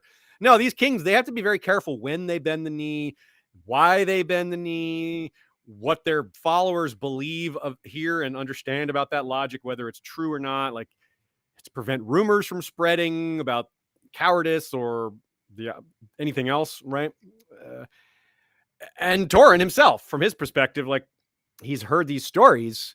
He's got more information than, say, Argilac and Harren had about the capability of the dragons, but he still hasn't seen it in person, at least not at first. Once his army arrives, that's a little different, which we'll get to shortly. But first, from that quote, it says he was planning on marching south to enforce the submission of Old Town, the Arbor, and Dorne. He never actually had to force the submission of the Arbor. I think they just showed up and bent the knee with the High Towers. It's not really made clear there, but we never hear anything more about that. So clearly they capitulated at some point. But Dorne, he was planning on going to Dorne directly himself, and that would not have gone the way he expected, as it didn't later either. But that's a real interesting what if, isn't it? Like an overestimation. He may have been very confident in everyone bending the knee after he taught these lessons, but he may have been overconfident and a couple, because there were still holdouts, as we see. That of course is what we'll be discussing next week. So he may have actually expected Dorne to capitulate without a fight, which clearly was wrong. So here's what actually happened when the Northern Army got in sight of what they were faced with. Quote, "When Torrhen Stark reached the banks of the Trident, he found a host half again the size of his own awaiting him south of the river. River lords, Westermen, Stormlanders, men of the Reach, all had come. And above their camp, Balerion, Meraxes, and Vhagar prowled the sky in ever-widening circles. Torrhen's scouts had seen the ruins of Harrenhal, where slow red fires still burned beneath the rubble." That's pretty intimidating. You're like, okay, so those dragons really are that big, and that castle really is burned, and those dragons clearly did. It's like going into the kitchen and finding the dog treats spilled over, and there's a dog sitting there, and you're like, well, I know who did that. You see Harrenhal and smoking ruins, dragons circling over it. Well, 2 + 2 = 4, or 3-headed. No, never mind. And okay, so this is another factor, though. Like, we've already seen the dragons, what they're capable of. Torrhen now has heard the stories and seen some of the evidence.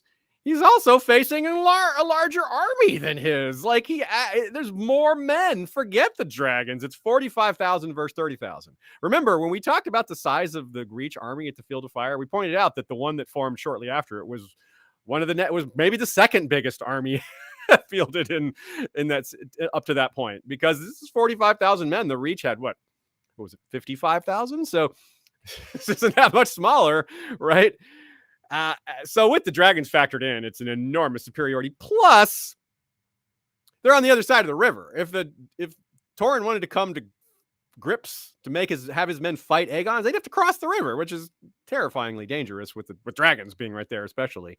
Even without the dragons, that would have been very difficult. But Aegon still had to make this show of force because the Northerners are the Northerners. They believe that they're stronger 1-to-1 than the Southerners. They won't be too intimidated by that numerical disadvantage. The dragons are a different factor in a wild card because they've never encountered that before. But I don't think they would have looked at 30 versus 45K as something that they couldn't overcome. They might be wrong, but this kind of the Northern attitude. They're more like willing to die. They might have been able to overcome it if you take the dragons out, because they would have been more united, right? Yeah.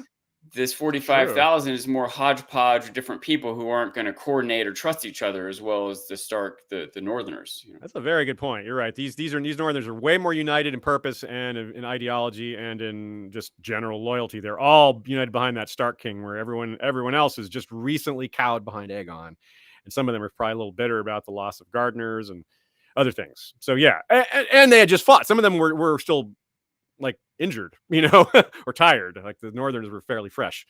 So Nina also points out that this approach speaks volumes. Torrhen did not take up a defensive position. He did not reinforce Moat Cailin and sit and wait for the dragons to come and fight them on terrain that was at most advantage to them. They marched into the south to confront the man that claimed their land. Says a lot about both their attitude, but if we're looking a little deeper, there might be a little more to it.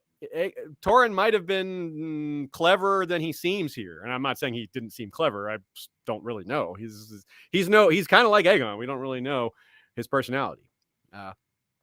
In other words, he's exposing his army. He's marching away from any potential defenses, the natural benefits of the neck and all that. He just shunned that and was marched right into the Riverlands, where it's kind of more open, where he'd have to cross a river to fight them rather than them having to cross a river or swamps or what have you. So he's almost showing his neck right away. He's almost exposing himself right away, which to his soldiers, the people following him, that looks brave. It looks forthright, like we're charging right in without hesitation, without any sort of fear. But taking up a defensive position, if they had taken up a defensive position, it sort of implies we're ready to fight. Where this actually gives Torrhen the chance to surrender, even though his men might not realize that, because he gets to witness it before it hits him. Like if they're hunkered down, waiting to be hit, that first hit might be devastating, because that's what Aegon does. He wants to overwhelm you if he's coming for you, he's coming for you hard. He's not going to just test the waters, one strafing run, see what you do. It's all or nothing. And Torrhen knows that by now, or at least probably does. So he's like, he wants to have a little flexibility in his strategy. Even that's why we make so much out of this giving up his defense here. He's like, yeah, he marched right there. And I think part of that is because he wanted to see exactly what he was facing. He wanted to put truth to the rumors. Because if the rumors were true, I don't know if he wants to do it. But if they're not, okay, then maybe he can fight. I don't even think that he wanted to see what they were facing. I think he wanted all of the soldiers to see what they were facing. I think that's if they take up defensive positions, a couple problems with that. The dragons just fly right over Moat Cailin. They don't stop and fight Moat Cailin. They just fly right. They just burn whatever castle they pick and choose. And all the forces can't run back and forth between castles, right? If you get all the forces together and go south, he can't say this, of course, but everyone gets to see what the threat really is. He probably did. He probably is experienced and wise enough to trust the information he's getting, realize it's not overcomable, but also that he can't just immediately give up. So get everyone together so they can all see for themselves, right? And they all go down. And then when he surrenders, everyone is there for surrender. There aren't people left over from behind who will dissent or run some ambush raid. So they all get the same motivation by seeing the threat. They're all in the same place to know, okay, this is really it. And they all get to have that like gut churning, like, holy crap, that thing is huge. And it breathes. Yeah. No, wow. Yeah. Like without that, like feeling it, seeing, like experiencing it personally. You're right. I think that's a very strong point. And it also doesn't work to stay back in defensive because the dragons can fly around at a bunch of different targets. And, depending on how things go, as I said before, they're probably better off across that river with a full force. They can be split up to different places. Mm-hmm. And maybe get people to join them. Right.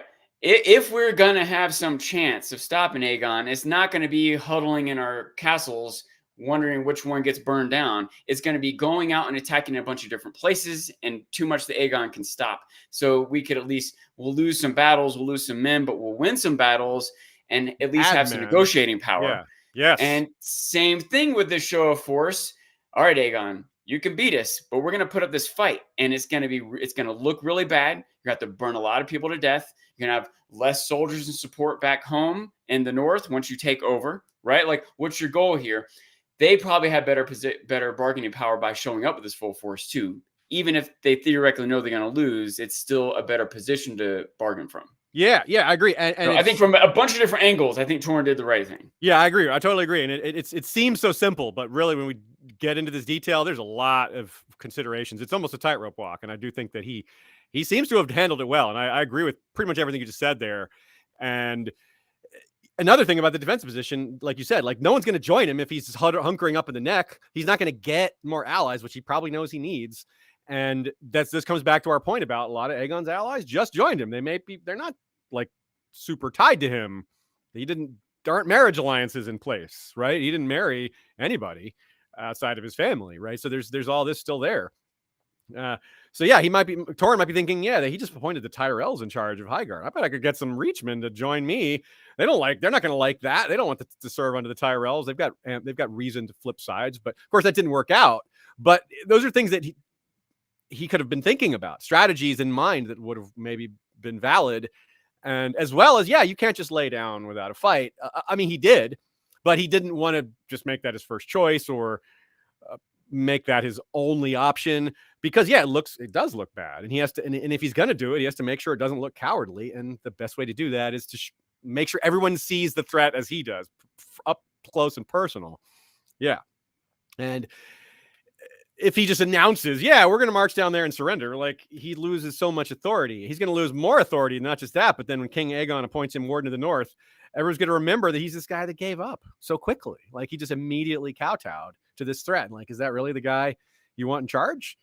Even from his perspective, he's like, well, I still want to be in charge. If I'm going to lose my crown, I still want to be Lord of Winterfell. I don't want to like have a whole Tyrell or Tully situation happened to me. I don't want him to just replace me with the Boltons taking over Winterfell. Yeah, right. These are other thoughts that would go through his head, but it goes even farther than that.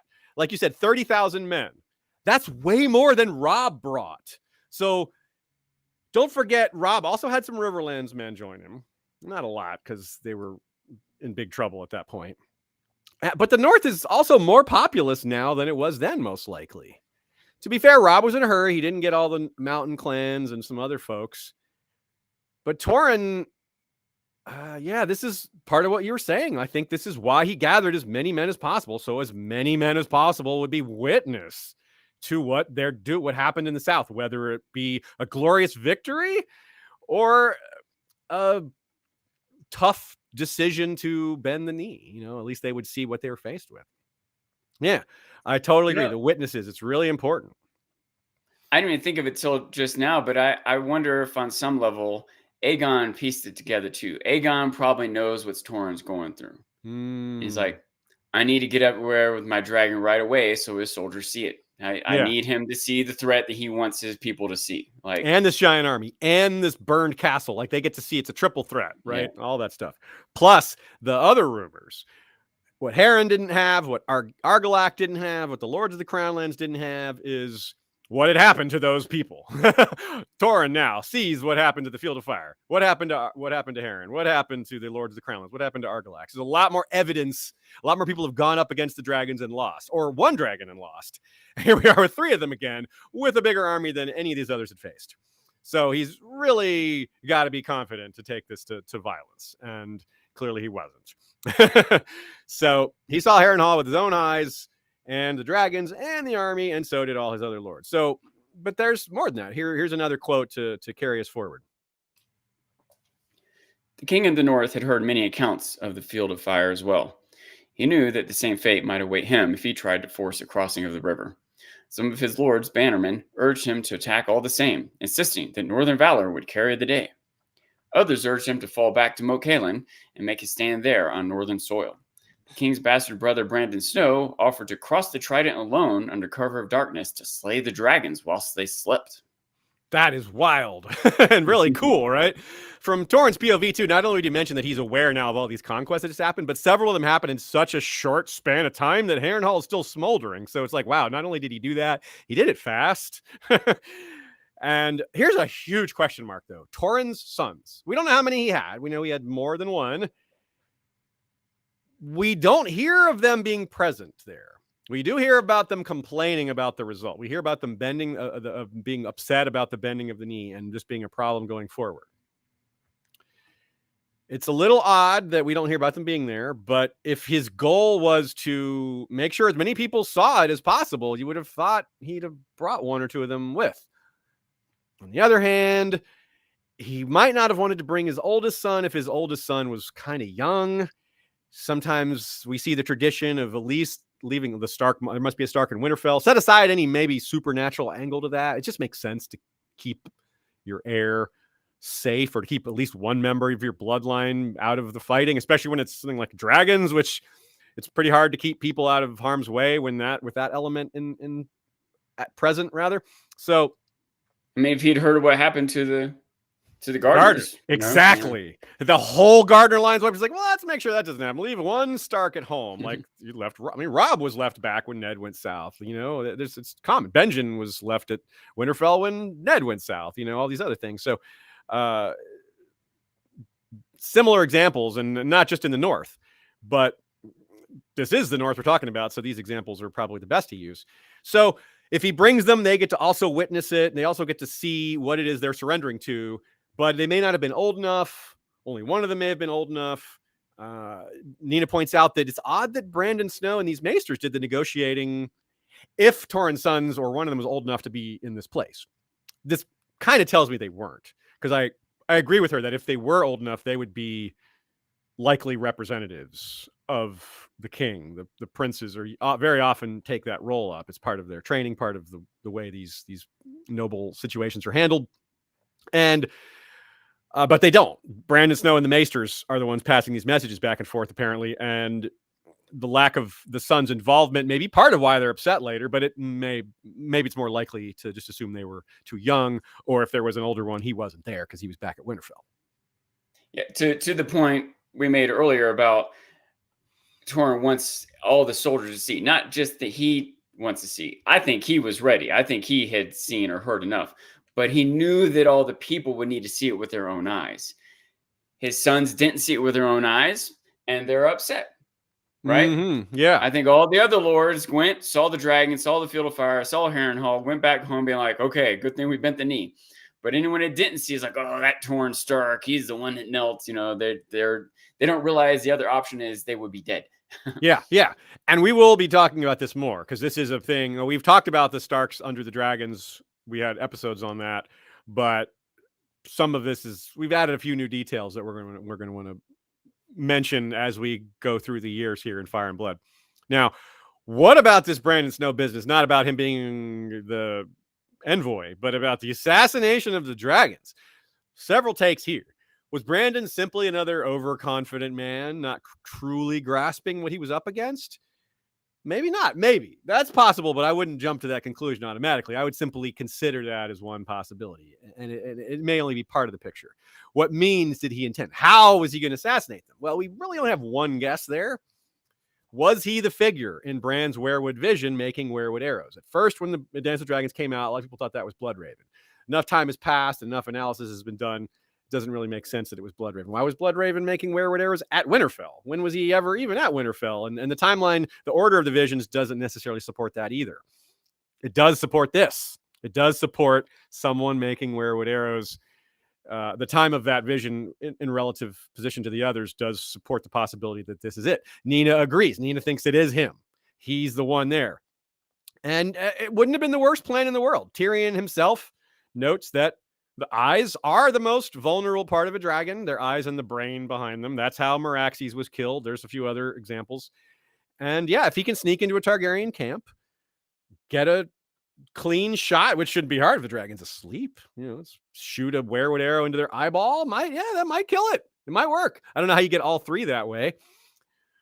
But even if you only kill one, that's pretty substantial. And it would send a big message to the world that the dragons can be killed. Even if they only kill one of them, all of a sudden it's like, oh, actually, we thought these things were unbeatable, basically, but someone proved otherwise. So that would change a lot. It would affect the picture continent wide. But apparently Torrhen he was not talked into this. He was not moved by this possibility. And it assumes a lot too. Like, say you sneak into the Targaryen camp and get captured and held hostage, and now Aegon is mad that the king's brother snuck into my, like, it gets a lot worse, right? Or what if you sneak into the camp and you don't get caught, but the dragon's not asleep or not there, or you know what I mean? You can't put your stake in this plan. Yeah, 20 good men will not cut it here. Or 20 good werewood arrows. So yeah, it's really interesting to think if there's maybe a vision, like if there's some magic involved here as well. Maybe there's a supernatural angle to this, a dream or some vision. Maybe someone saw the dragon's dead in a vision or a green dream, but they're actually seeing something farther in the future. Or I'm making my way through a Clash of Kings right now. I'm doing a reread, and I'm right at where Bran is arguing with the green dreams, and Mira is too, and Jojen's just like, nah, y'all. The green dreams happen. Like, you can't get away from it, but we can interpret them wrong. That's the one out, is that yes, just because I see this happening doesn't mean I've interpreted it correctly. It's going to happen, but maybe not in the ways that it appears to me. So this is a possibility for this example as well. There could be a green dreamer in the mix, or maybe Brandon Snow himself, or who knows, but it's possible. So is poison, but that's unlikely. That's not really a northern means of. Neither is assassination, but this isn't necessarily assassination. Let's talk about that more in a second here. Now, so the reason I think it's not as insane as some of the others is he's not like he's acting like he's going to face them in open battle like a lot of these other kings did. He's got a plan it's a subterfuge plan. It's intrigue. So you can't judge it quite the same. I wouldn't call it insane like facing the dragon headlong is. But that doesn't mean he wasn't underestimating the dragons, as you said, Sean. It doesn't mean it was a good plan. It just isn't crazy. You said it's not the worst plan in the world, but the that's a low bar. Not the worst plan in the world. It needs to have a chance of success, not just it's the second worst plan in the world. Yeah. All right. Even here's a halfway point plan between the worst and the best. Still, I don't know. Let's look for better than halfway. That's an average plan at best. Yeah. So let's have the next quote here right now.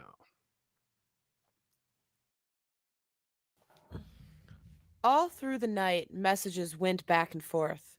The next morning, Torrhen Stark himself crossed the Trident. There upon the south bank of the Trident, he knelt, laid the ancient crown of the kings of winter at Aegon's feet, and swore to be his man. He rose as Lord of Winterfell and Warden of the North, a king no more. From that day to this day, Torrhen Stark is remembered as the king who knelt, but no Northman left his burned bones beside the Trident, and the swords Aegon collected from Lord Stark and his vassals were not twisted, nor melted, nor bent. Yep, they were unbent swords, but their knees were bent. I do wonder about these letters back and forth, what was being said, what sort of information was passed back and forth. Given the intermediaries, it's a little less likely to me that dreams were discussed, but that doesn't mean they weren't discussed in person once he did cross. But at that point, he'd already decided to kneel. So, yes, it's a bit. But maybe Brandon Snow was willing to discuss his brother's dream. Maybe the Maesters were excluded from that. Doesn't mean the discussions weren't had. It just would have been they would have had to be very diplomatic about when they spoke about it and very cautious about who they said it in front of. So the possibility absolutely exists, but it's obviously hard to suss out any specifics here. The fact that they went back and forth a lot adds to part of my reasoning as to why Torrhen Stark bringing this whole army forward gives them more bargaining power. Mm-hmm, yeah, they're bargaining. True. That's what's happening here. They're like, look, good point. We want X, Y, Z. Aegon's like, no. They're like, all right, we'll go to war. We're like, all right, we'll go to war and we'll beat you. Like, you might beat us, but you're gonna have to split your dragons up and fight us in 3 different places. Yeah, you're gonna look bad to the rest of the North when you do conquer me, because they're all the orphans and wives at home whose fathers you just killed. They're not going to follow you. This is what I think. More chance for back bad and forth blood. was, Yeah. right. Yeah. All the if thens if we do this battle or not. And what I want is keep Winterfell. Keep my honor. Okay, What's it worth to you to avoid that hassle? He's not going to phrase it like that because that sounds like he's looking for a bribe. But basically, that's the diplomacy, the clever language that's used by people who are good at this sort of thing. Yeah. To not make it look like a capitulation, to make it look like to keep the bargaining subtle, while the important points are covered as maintaining honor, maintaining certain other things. Yeah. And another consideration here. Okay, so Brandon Snow's willing to assassinate the dragons. Was he willing to assassinate Aegon himself? I'm guessing no, but it's absolutely a worthy consideration. I think it's just a little outside of their morals, their codes of honor. But there wasn't a Kingsguard yet. So if he did want to do it, it would have been a little easier, or maybe a lot easier than before. Aegon, maybe it was still a little, maybe he was overconfident. Visenya did point that out to him later. Like, bro, you're overconfident about your own personal safety. And then she went about proving it by cutting his face. But so she apparently really needed to make a point there. The point of her sword, as it turns out. But yeah. By the way, it's a little outside of their code to, assassinate someone, if you will. But it's also outside their code to kneel. So yeah, that's true. I can see that, hey, we have this code, but it wasn't accounted for dragons. So maybe we got to reevaluate our code, I'm not sure I fully agree with that. I think kneeling is is acceptable. Like, I'm not sure. Like, you don't do it lightly, but I don't know that assassination is ever acceptable. You know what I mean? And by their value system, but that's a gray area. I see what you're saying. I don't fully disagree, but I'm not sure about that. We'll say. I should also clarify, it might be outside of their value code, but maybe not one person's. And that might also be, I think the point is made in the document here, that might be part of why he sent Brendan and not some other person, because he did trust that he would not assassinate him. Like someone else might do something crazy in there. And he didn't. Maybe that's part of why he didn't send his own son, because maybe his son was a little less capable, or doesn't want him being like seized. Whereas if he loses his bastard brother, it's not as big a deal. Now this is where it gets really gray too, because sabotage is not ignoble. There's nothing wrong with sabotage. You're allowed to do that. That's fine according to the rules of war. But with assassination, like look at Stannis and Renly. Stannis just will not admit that he did that. He doesn't. It's an uncomfortable subject for him, and he's like kind of in denial about what really happened there. He's like, when I woke up, my hands were clean. Like, were they? And because but if it was acceptable, I think he would have just said it. Like, he's like, no, my brother's a traitor. I mean, which he did say other times, like, my brother deserves death because he's a traitor. But if he bends the knee, I'll forgive him. So he's just not going to admit that he's a kinslayer. He's not going to admit that he engaged in something that's dishonorable, because it doesn't look good. And he doesn't want to think that he did it, which is very kind of the human aspect here.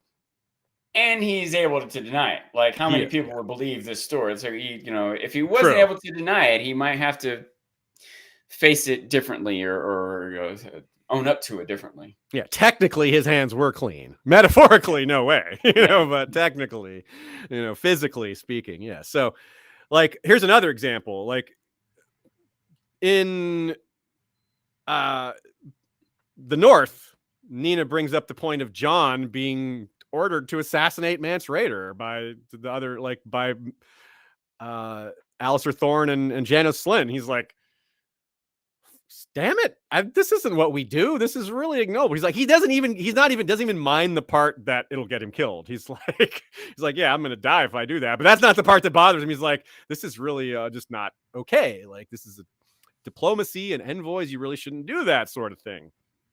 Like even when Argilac did that, cutting the hands off an envoy, that was a really big deal. Like, most of Westeros agreed with Aegon that was Argilac was 100% in the wrong there.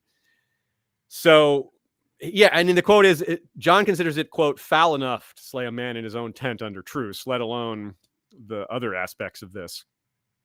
So another example that I've thought of here right before we went live today, in fact, about an hour before, was when they were willing, the Westerners and Riverlanders under Jaime, so this is Feast for Crows era, when they're willing to, Feast and Dance, rather, when they're willing to sneak attack Riverrun at night to open the gates.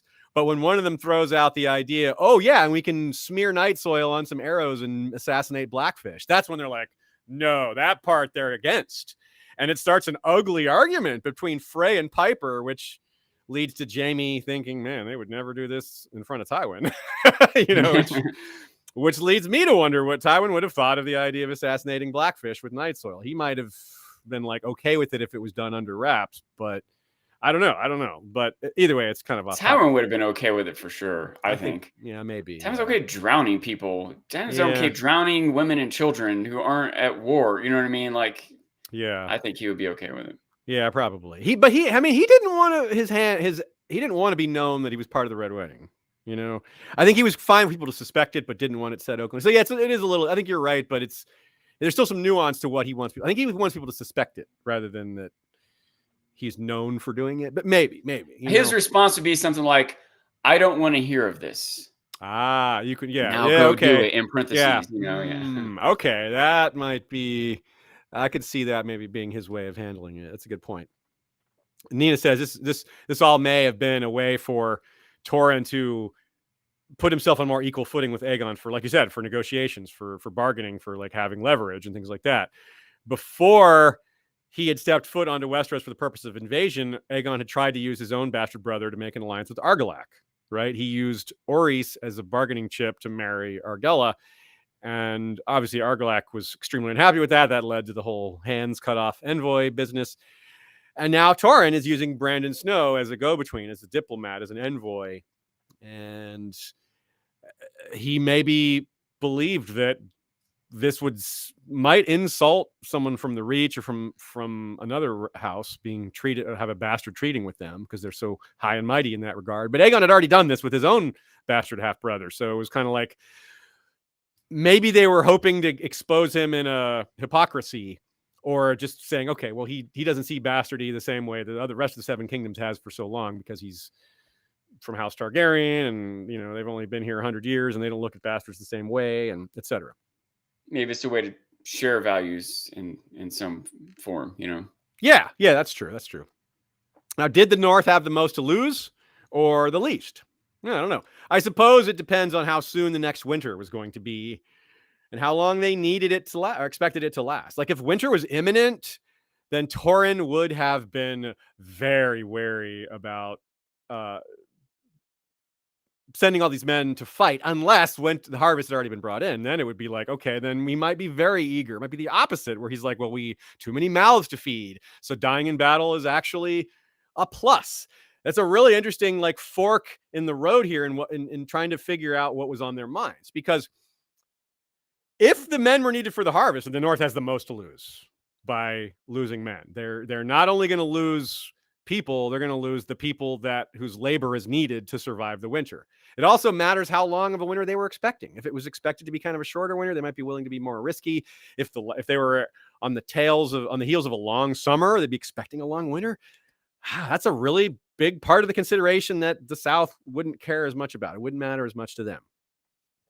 If you're willing to die a glorious death in defense of your homeland, but then the threat is removed, like there's no longer a threat to your homeland because your king surrendered, then you shrug and go back home. You might not be happy about your king kneeling, but you're no longer all fired up to defend your homeland because there's no threat. But if you came south because your goal was a glorious death in battle so your family has enough to eat come winter, then you are very unsatisfied here. You intended to die. You wanted to go to Westeros Valhalla with a sword in your hand, dying in battle, not starving, not being a burden to your family. And unfortunately, we don't know when winter was coming or how far the last winter had been, nor how big of a winter it was going to be. So all we can do is float these ideas and show you, if we had that missing piece, we could have a very strong guess as to what their attitudes might have been, at least a large majority of them. Now, here's a fun quote, one that I found because of my recent reread, because the Field of Fire is not actually mentioned here, nor is Torrhen Stark, but it's very clear who's being spoken of. It's Renly talking to Catelyn. Quote, "I mean to be king, my lady, and not of a broken kingdom. I cannot say it plainer than that.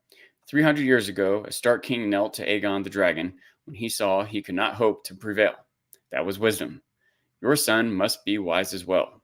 Yeah, this is Renly saying, look, Rob can call himself a king if he wants, but he still has to bend the knee to me. King is just a title, but I need fealty. That's what matters. Duty, loyalty, that he must give me. So he's willing to be flexible on titles. Like, he doesn't even have to give up his crown. He can still call himself king. So it's kind of it's sort of a diplomatic solution there. It's like, he doesn't even have to give up his title. He just has to acknowledge that it's subordinate to mine, which is kind of clever on Renly's part. It's one of those things that makes you think Renly would have been pretty good at compromising, more so than most kings. Maybe not like compared to a regular guy. But alas, that's irrelevant now in terms of outlook. It's interesting in analyzing his character, but yeah, it doesn't have anything to do with what's going to happen. And we've talked about how Stannis had a lot of parallels to Aegon, as we've said. And this is probably a similar, this is something that Stannis and Renly might have agreed upon. Now, Stannis would not have agreed on the he can keep his crown part, but otherwise he would be like, yeah, if he bends the knee to me, we're cool. That part he would have a similar attitude about. And overall, though, the kneeling of King Torrhen, it doesn't have quite the ringing out effect. Like, it doesn't echo through the centuries like the Field of Fire or the burning of Harrenhal does, but those were more exciting events. But still, it's very remembered, very important, and has a lot to do with the story. Like, what's the North going to do? Is the North going to capitulate? Is Jon going to bend the knee to a greater king? Is he going to submit to Dany or someone else? Or is that even going to happen at all? Or something similar to that? So, and the mysteries associated with too, like, we just brought up a lot of things about what Torrhen might have been thinking about or might not have. Some of these same factors will be applying in the modern story as well. Considerations with regards to Winter, considerations with regard to the others, considerations with regard to the Wall, considerations with regard to the state of Winterfell, House Bolton, House Manderley, all these other power players in the North. Winter coming. Yeah, or has come, if we want to be specific. Yeah, either way, it's a huge factor. And so here we have a more idea of what's happening in A Song of Ice and Fire, unlike in Fire and Blood, where there's quite a few more missing pieces. But here's another example of it being remembered in A Song of Ice and Fire in a form other than memory. At the end of the dock, a flaking shingle swung from an old iron post, painted with the likeness of a king upon his knees, his hands pressed together in a gesture of fealty. Jaime took one look and laughed aloud. We could not have found a better inn. Is this some special place? The wench asked, suspicious. Sir Cleos answered, "This is the Inn of the Kneeling Man, my lady. It stands upon the very spot where the last king in the north knelt before Aegon the Conqueror to offer his submission. That's him on the sign, I suppose." Torrhen had brought his power south after the fall of the two kings on the Field of Fire, said Jaime. But when he saw Aegon's dragon and the size of his host, he chose the path of wisdom and bent his frozen knees. If you recall, this is the inn where the innkeepers turn out to be working with the Brotherhood Without Banners to try to set up Brienne, Jaime, and Cleos for an ambush, which they smell. They sniff that out. And they point out that the former owners of the inn are dead, the implication being that they were killed by Tywin's reavers, Gregor or Lorch or Hote. And so these people just came along and took over this empty building and are using it to facilitate ambushes on people they don't like, which, to be fair, these were Lannisters. They were trying to do that too. At least they assumed Brienne was one at that point. Now, 2 chapters later, Arya and her compatriots are led there by the Brotherhood Without Banners, Tom, Anguy, and Lem, who have just found them and sort of tricked them into becoming their prisoners. And Arya sees the inn. She says it looks friendly with a whitewashed upper story and slate roof. That's her description of it. She doesn't realize the kneeling king on the sign is her ancestor. That's kind of fun. There's several things that passed by Arya that deal with her family that she doesn't know about, like the Elmar Frey thing when she's like, "I hope your princess dies." No, Arya, you're talking about yourself. Those kind of things. Like a lot of little things like that happen with her, and she just passes by evidence of her own family or ties to her own family. It's fun. The ensuing conversation proves that there was indeed an ambush plan. Like they have this conversation with Anguy and Lem and Tom, and it's like, yep, they were planning on ambushing Brienne and Jaime and Cleos, but they figured that out. Arya introduces herself as Squab here, when she first meets these Brotherhood Without Banners people. And then she meets Harwin there, which is kind of neat that this happens at the end of the Kneeling Man. It's a reunited someone who used to be a Stark, but he bent the knee to someone else, to a different cause. So he also bent his knee to a different cause. He's no longer a Stark man. And this is where Hot Pie decides to stay behind. And this is not to be confused with another inn that the Brotherhood Without Banner controls, where Gendry is found by Brienne, and she mistakes him for Renly in her fever dream state. And Gendry does look a lot like Renly. But yeah, this is not the same inn. So there's a couple of those. So George could not have written a better inn. So we don't actually hear any more of the end of the Kneeling Man. I kind of assume we'll find out more about it later. It'll come up again at some point, maybe. We can assume it's still in the hands of the Brotherhood Without Banners, but the bread is better there because Hot Pie has taken over that. So now Torrhen Stark is also mentioned when his statue comes up, right? Because there's multiple cases of Bran down in the crypts and talking about the statue. Well, actually, 2 very specific cases of him naming statues. So Torrhen Stark and the historical Torrhen Manderly, Torrhen Karstark rather, and Torrhen Manderly. There's lots of people named after Torrhen. That's telling, right? His name was not shunned thereafter. It wasn't, oh, this is an embarrassment of a king that we all hate because he knelt. No, people kept naming their kids after Torrhen. That's very meaningful. There would be even another Torrhen Stark, right? Cregan's son's Edric and his granddaughter Serena had a Torrhen. So, I mean, that's only 200 years later, or 180 rather than 300 years later, or 250 or something. So yeah. Now another It's time to me because I think of Torrhen as being a hero, as being a brave, wise hero for having knelt. And, like seriously. Amen. And I there's at least some amount of resentment towards him that I pick up through the books. But it seems like overall that's not the case. It seems like that was maybe a little bit in the wake of when it happened. But now looking back, like you said, people are naming their kids after him. So yeah, right. So that's a pretty big deal. And it's also like, yeah, I agree with your general point that it does take courage to kneel sometimes based on what the alternative, because he knew he would get pushback from his own people. He knew it wouldn't just be as simple as, whew, got out of that. Now let's go home and drink, like, no, the problems continued. He knew he would have more problems, and he knew that. Yeah. So it was a rock and a hard place type situation. Catelyn thinks, it's a rock and hard place for him, but for his people, it's just a fiery death. He's taking on the toughness of this decision for everyone else's benefit. Yes. The burden is on him, and he's taking on rather than making them take it on, because it would have been pretty easy for him to, maybe not easy from a mental standpoint, but like from a strategic standpoint, to just send people to their death, and just he could stand back and be like, yeah. Oh no, they had dragons. I guess we'll surrender now. But to do it up front, he saved all their lives and just took a hit to his and his family's honor or convenience of life or whatever. But to save countless thousands of lives.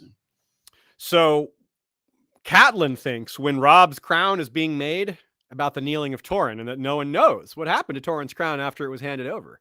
Not only was Torrhen the last one to be a Stark king until her son, who was the next one, right? But the crown made for Robb was supposedly a replica of Torrhen's, a bronze with 9 black iron spikes wrought in the shape of longswords with runes of the first men all over it. So it sounds pretty cool. But that crown didn't have a good result either, although we do know where it is. At least we think we know where it is. So during the first chapter of A Clash of Kings, she's seeing it be forged. Kind of like in Dany's first chapter of A Clash of Kings, her blood riders are gushing over her dragons, understandably. Now here she's looking at the last thing that happened in the Game of Thrones, her son being named king, and here she goes thinking about this crown. And she's the one that has it now. Of course, she's also dead at this point, but she's still walking around, unlike him. So she's got his crown. That's the last place we saw it. She was looking at it right before executing, what's his name? The Frey in the epilogue. That guy. And Lord Torrhen returning home without the crown is going to bother people. It's like an extra bit of symbolic weight. Like his sons, maybe if they weren't there, like, Dad, you came home without the crown? That's terrible. And that's going to be a problem going forward that will give us reason to revisit the North, as I've said. However, there's also the swords being laid at Aegon's feet. It says that they were not burned. This kind of says to me that they did the big processional where every single lord and maybe a lot of others, like high-ranking people, had to walk and lay their sword at Aegon's feet until they had all done it. Because all the swords were surrendered. Just think of the logistics of that. All these swords being surrendered. No, that takes a while. Like, all right. Obviously, ice wasn't surrendered. Torrhen didn't surrender his Valyrian steel blade. That might have been part of the negotiation. That might have been one of these like, yo, Yeah. I'm not surrendering my sword. Let's be clear. I will surrender a sword. A nice one. Like the one that I don't use in battle, because I don't use ice in battle anyway. But like, let's be clear. I'm not giving up ice. You can have my crown. You can have it. At first, Aegon was like, no, you got to give me that. And he's like, come on, man. Like, this is too far. Aegon's like, all right, fine, keep ice. But I can see Aegon bending on that pretty quick, actually. 'Cause yeah, he understands agree. the value of heirlooms. This one just happens to be a sword, you know. he doesn't like, need it. Yeah. right, the crown. Hey, I think he would have stood his ground on the crown. Yes, the crown you got to give up. Yeah, I agree with that. And That's more Torrhen symbolically important. Yeah. Torrhen might have understood that. And that might have been a bargain. Was like, okay, like he might have been like, okay, I know I'm gonna have to give up my crown, but I'm gonna act like I'm gonna use it as a negotiation leverage to keep my sword. Like that's the really valuable one. And even though the crown is more important symbolically, ice is clearly harder to replace. Like by a mile. Like they just, when Rob needed a crown, they just River Run Smith just did that. Like just boom, made it. Took them probably like a week. You know, like no, you're not replacing ice like that. So to add to all the kneel, so that's just actually backing up slightly. That's a really just quite a thing. It would have taken like maybe days to get through everyone laying their sword. Like 30,000 men. Maybe not all 30,000 did, because not all 30,000 would have even had a sword. I bet most did not have swords. In fact, there may have only been like 5,000 to 8,000 swords out of that 30,000. Yeah, but still 5,000 to 8,000. A lot. If you could do one a minute, that's days. Yeah, if each guy is kneeling and and laying a sword down and kneeling, that's probably would have been a process of like each captain gathers up the 8 swords of his soldiers, and then each lord gathers up the 30 swords of his 4 captains, and then they bring them up together. But I also envision it happening not just at the feet of Aegon, but right next to Balerion. Oh, Just to drive it home, just so that when they go back home, they can explain why they gave up their sword. You should have seen that. Dragon's teeth were bigger than my sword. What do you want from me, man? That's funny. Yeah, so she was there for Torrhen's kneeling. I mean, she meaning Visenya, and so was Rhaenys. Don't forget that all 3 of them were there. So this was a very like dramatic in terms of all the people that were there, all the presence, all the like nobility and royalty, and just it would have been very dramatic. And if this is ever put on TV, they're gonna do this one very cinematically, I think. It's a who's of kneeling and sword swinging. Yeah, right. So though we covered it in a separate episode, recall that if you listen to that episode, Visenya didn't actually settle things in the Vale at this point. This was still ongoing. It was at this point that she, after Torrhen's kneeling, she returned to the Vale and then settled things, which went pretty quickly. Even though they were very set for defense, she just, flew past it all, which, as we pointed out, that's might have been what happened. If Torrhen had set up a bunch of defenses, they might have just like flown right over it and been like, bye, like that. Good job on the defense there. I'm just going to bypass it all, go right to Winterfell or something and scoop up a Stark child or something. It wouldn't have been quite the same, but that option clearly it was available in some form or fashion. So she was there for Torrhen's kneeling, went back, finished all that off, and it fits nicely though in this timeline of just so many kneelings happening all at once or really close to the same time. Meanwhile, Aegon headed for Old Town after the Stark submission, and Rhaenys headed for Dorne, which of course would not go so smoothly. Now, we were planning on doing Old Town today, but I think we probably don't fully have time for it. So we'll come back to that and discuss it at the beginning of the next episode, which is where we're going to be dealing with the people who didn't kneel. So that'll still be fun because the actual coronation happens during this visit to Old Town. So this is when it's most clear who is not submitted and who has.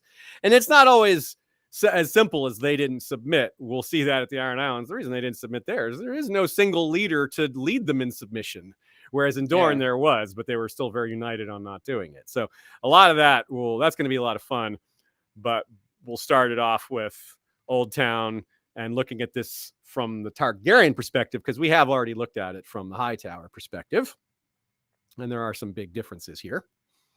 One thing I'm not as versed on all this. I haven't, and as versed, however versed I am, it's newer for me than a lot of you guys. So I wonder, thinking about how Aegon could have, should have handled Dorne. I was started thinking about it Mm. when I thought that when he turned to go deal with Torrhen, which seemed like the right thing. But what if he hadn't? If he had gone right to Dorne at that moment, maybe Dorne wouldn't have been as ready. Maybe he would have Hmm. had some success there if they hadn't been as Oh, organized or come up with a okay. plan. I'm not sure Maybe. if that's the case, but it's something I started thinking about. Like if maybe he should have gone to certain regions rather than Mm. straight for the head of the snake, if you will. Yeah. Yeah, and you're right too. Like if he had gone straight there, like did he know he was going to have a second coronation in Old Town before he got there? Was that in the back of his mind, or like a dead set plan, or did he even think of that at all? He may have already considered himself crowned and was like, you know what, actually, a second coronation is a really good idea, but it may not have occurred to him or been something that he thought was important until the High Towers and be like, you should do this. You should be crowned by the High Septon. Look how important that. Look how valuable that is. He may not have even known it was an option. Maybe he, for all he knew, the Septon was going to like fight him or something. Because again, we pointed out he didn't know that they had decided already to bend the Yeah. knee. But they just didn't tell him in advance. Maybe probably because they were waiting to see if he actually made it, if he actually got there. I wonder too if the idea of him being coronated and declaring himself king of Dorne might have added to Dorne being like, "What? We'll see about that." Whereas if he had gone to treat with him first, negotiated like he did with Torrhen in some way, Right on. Yeah, that's a clever Dorne might thought. have had an extra chip on her shoulder over that coronation. Yeah. Okay. Yeah, that is a very good point. Yeah. So yeah, the fact that the order of the coronation maybe insulted by that. He'd already sent the letters out, and he'd already been crowned on the Blackwater. Some people may have already felt that way, but like this may have increased that feeling, This and is a because little so more many people public. supported it. Yeah, a lot. Yeah, Yeah. a lot more public. Yeah. And they're like, "Hey, what are we over here? Yeah. What do we And chop treat us liver? like you did Torrhen. We didn't bend the knee to you. Like, let's get a plan together for when he comes. Yeah. If they didn't have the plan yet. It's a good point. It does sort of show contempt for the regions that hadn't bent the knee yet. It's like, well, y'all don't matter. Like I've subjugated the ones that do matter. You guys are an afterthought. I'll get to you later. Like the Iron Islands and the Yeah. Three Sisters and Dorne, who would be the most insulted by all that, I think, by far, if they weren't already deeply insulted. But Probably everyone would have just been better off if Dorne just did bend the knee, right? Like, probably a lot of unnecessary deaths and instability occurred because of it. but you I don't. understand why they didn't. Yeah. Yeah, reasons I hadn't thought of before are bubbling up in me now. They have more time Yeah. to plan. They got together strategies to avoid the dragons. Aegon had been able to meet everyone full force versus full force in his place of choosing, pretty much. Dorne's like, well, we're not going to do it that way. You see what I mean? They got to learn lessons and come up with new plans with this extra time they had, and had extra chip on her shoulder because of his coronation. Like, I wonder if he had been able to go straight there instead of seeing Torrhen first, if it might have played out differently. Yeah, because another factor there, like you said, to add to that, is that just the coronation is like a big deal. They should have been invited. They should have been part of it. They should have been at it. Like it's like having a royal wedding, but you like don't invite one of the great houses to it. They're like, that's a huge snub. Now, and this is not quite like that because they're still in resistance. They're open, in open resistance. But Aegon, from the book, it sounds like Aegon was expecting them to submit. So from their perspective, you expected us to submit, but you got crowned before that. Like, yeah, that's insulting to them, and to not just to the Prince of Dorne, but probably to a lot of like rank and file Dornishmen, common folk, who are like, yeah, why are we the afterthought here? And certain leaders might fire them up like that, might exacerbate that by inflaming their anger with the Targaryens for bringing that up and just making it about their nationality and their ethnicity. Look, he's looking down on us, everybody. Like, what is it? We should fight. And that might have really helped. You're right. That might have this may have been a pretty big mistake on Aegon's part. So that's something we'll talk about when we get there. We've got great setup for future discussions and many future discussions to come. We're not quite done yet, though. A couple of wrap up bits here. Jay, you got this is a question for both of us. Yeah. But you are more equipped to answer since you spent more time there. Lolotov wants to know how Atlanta Pride was this past weekend. The weekend before last, which is what we did instead of having an episode. Shay was there all 3 days, and I was just there one day. So yeah, you start us off, Shay. Yeah, it was. I mean, the weather's nicer than June, that's for sure. Yeah. In October, but it was a little wet and rainy and muddy. So there's a lot of mud at the festival. One of the days. Second day it was a little bit cold, but besides the weather, which I still honestly would pick that weather over June in Atlanta. Yeah, to be clear, Pride is usually in June in most cities, but Atlanta Pride is in October. Yeah. And Because so of the yeah, the weather didn't cooperate the most, but we still saw some music, some like so the DJ that did like ballroom, like voguing, like pose style, like that type of dancers on stage, which was pretty cool. And yeah, I went to some parties. I went to this Coyote Queer, like a Coyote Ugly, like burlesque type show. Yeah, it was a really fun time. Honestly, my favorite thing about Pride is seeing the fashion. Yeah, there are just you will see outfits that you never imagined could exist. Like, oh, that's a thing I didn't know existed. That's my reaction. Yeah, some of them are very cool. Some of them are very just interesting. Some of them I honestly don't like at all, and you're not gonna like everything. Yeah, I don't like everything, but some of them I'm still like, wow, that's so interesting. It's always interesting. Yeah, it's creative even if you don't like it. Sometimes like I'm not sure about that, but it is creative. Yeah, so I had a good time with that for sure. And Sean's grabbing a cat for us too, because it's been a little while. We've been off our groove and bringing cats out. I found myself a nice ring, a Targaryen looking ring that I found from a vendor there at Pride. It was cool, black and red and silvery colored. Yeah. So we got Aziz for $12. Support a little vendor. I like to wear rings occasionally, and from my experience, it was fun. It was just like there's a lot of great food vendors there. There's always a lot of things to see and just walk around. People are having such a great time. So just like the vibe is really positive. Yeah, the weather, it was a little cold the day I went, but that wasn't such a big deal. You're active, you're walking around, and one thing I really like is how people they stake out a spot on Piedmont Park with like a pavilion, almost like the tents that you think about for A Song of Ice and Fire, like a tournament gathered where there's just everybody's got tents set up. And it gets after a few days, the ground gets pretty torn up from so many people walking around, and it's worse than usual because it was rainy, so it was very muddy. It makes you think of the muddy mess without the fighting, except the opposite attitude. Instead of people fighting, they're all very happy and celebrating love and things like that. But it's still just as much foot traffic. So the ground gets just as torn up. And Sean has a cat. Yay. Oh, also, one thing I will tell everyone, Aziz is going to a corn maze on Thursday. Aziz and I are going to a local one here in Georgia. If you remember in our episode on Lorath, I discovered that Aziz has never been in a maze at all.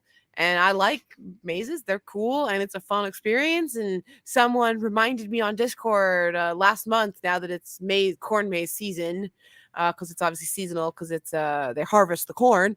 Someone reminded me, and so I found one that we can go to, and we will update y'all with pictures and his take on the maze. That's right. It's a real fail that they're called. Go ahead. Will you be crowned king of the corn maze? Probably not. Were you going to say, Aziz, they should be mazes? Yes. It's a fail that they're called corn mazes and not mazes. Yeah. Maze, you call it corn. I just want to say in the chat, Devoted to Mariah said, I want to hold the kitty. But SKG Anna said, I want to hold Sean. While he's holding the kitty. Two for one. That got her run away. She's like, I don't like that idea. No. The cat ran away. All right. So next week, we will pick right back up where we left off with the submission of Old Town, pivoting to those who did not bend the knee, the unbent, the Dornish, the Iron Islanders, and the Three Sisters, and maybe a few other spots. That will be a lot of fun as we work our way through. But also, I want to announce that we're going to take a break from Fire and Blood reread us right at the end of the Conquest in order to pivot to do a few other style episodes, just to mix things up a little bit before returning to the Reign of the Dragon. So this is a good spot for that because it's right at the end of the Conquest, and we thought that was a good time to take a short break because we usually mix up the topics a little more than this in general, except when we're doing a reread. But the thing is, most rereads move around more than Fire and Blood does. World of Ice and Fire jumps topics a lot. A Song of Ice and Fire, of course, does even more because it's chapter by chapter. So we wanted to keep that vibe of mixing things up, not getting too stuck on the Conquest here and not stuck on the Aegon's reign. So we'll move it around a little bit and keep it fresh and then get back to it. So that's the plan for the rest of the year, basically. And we'll be a little more detailed with it as we move forward.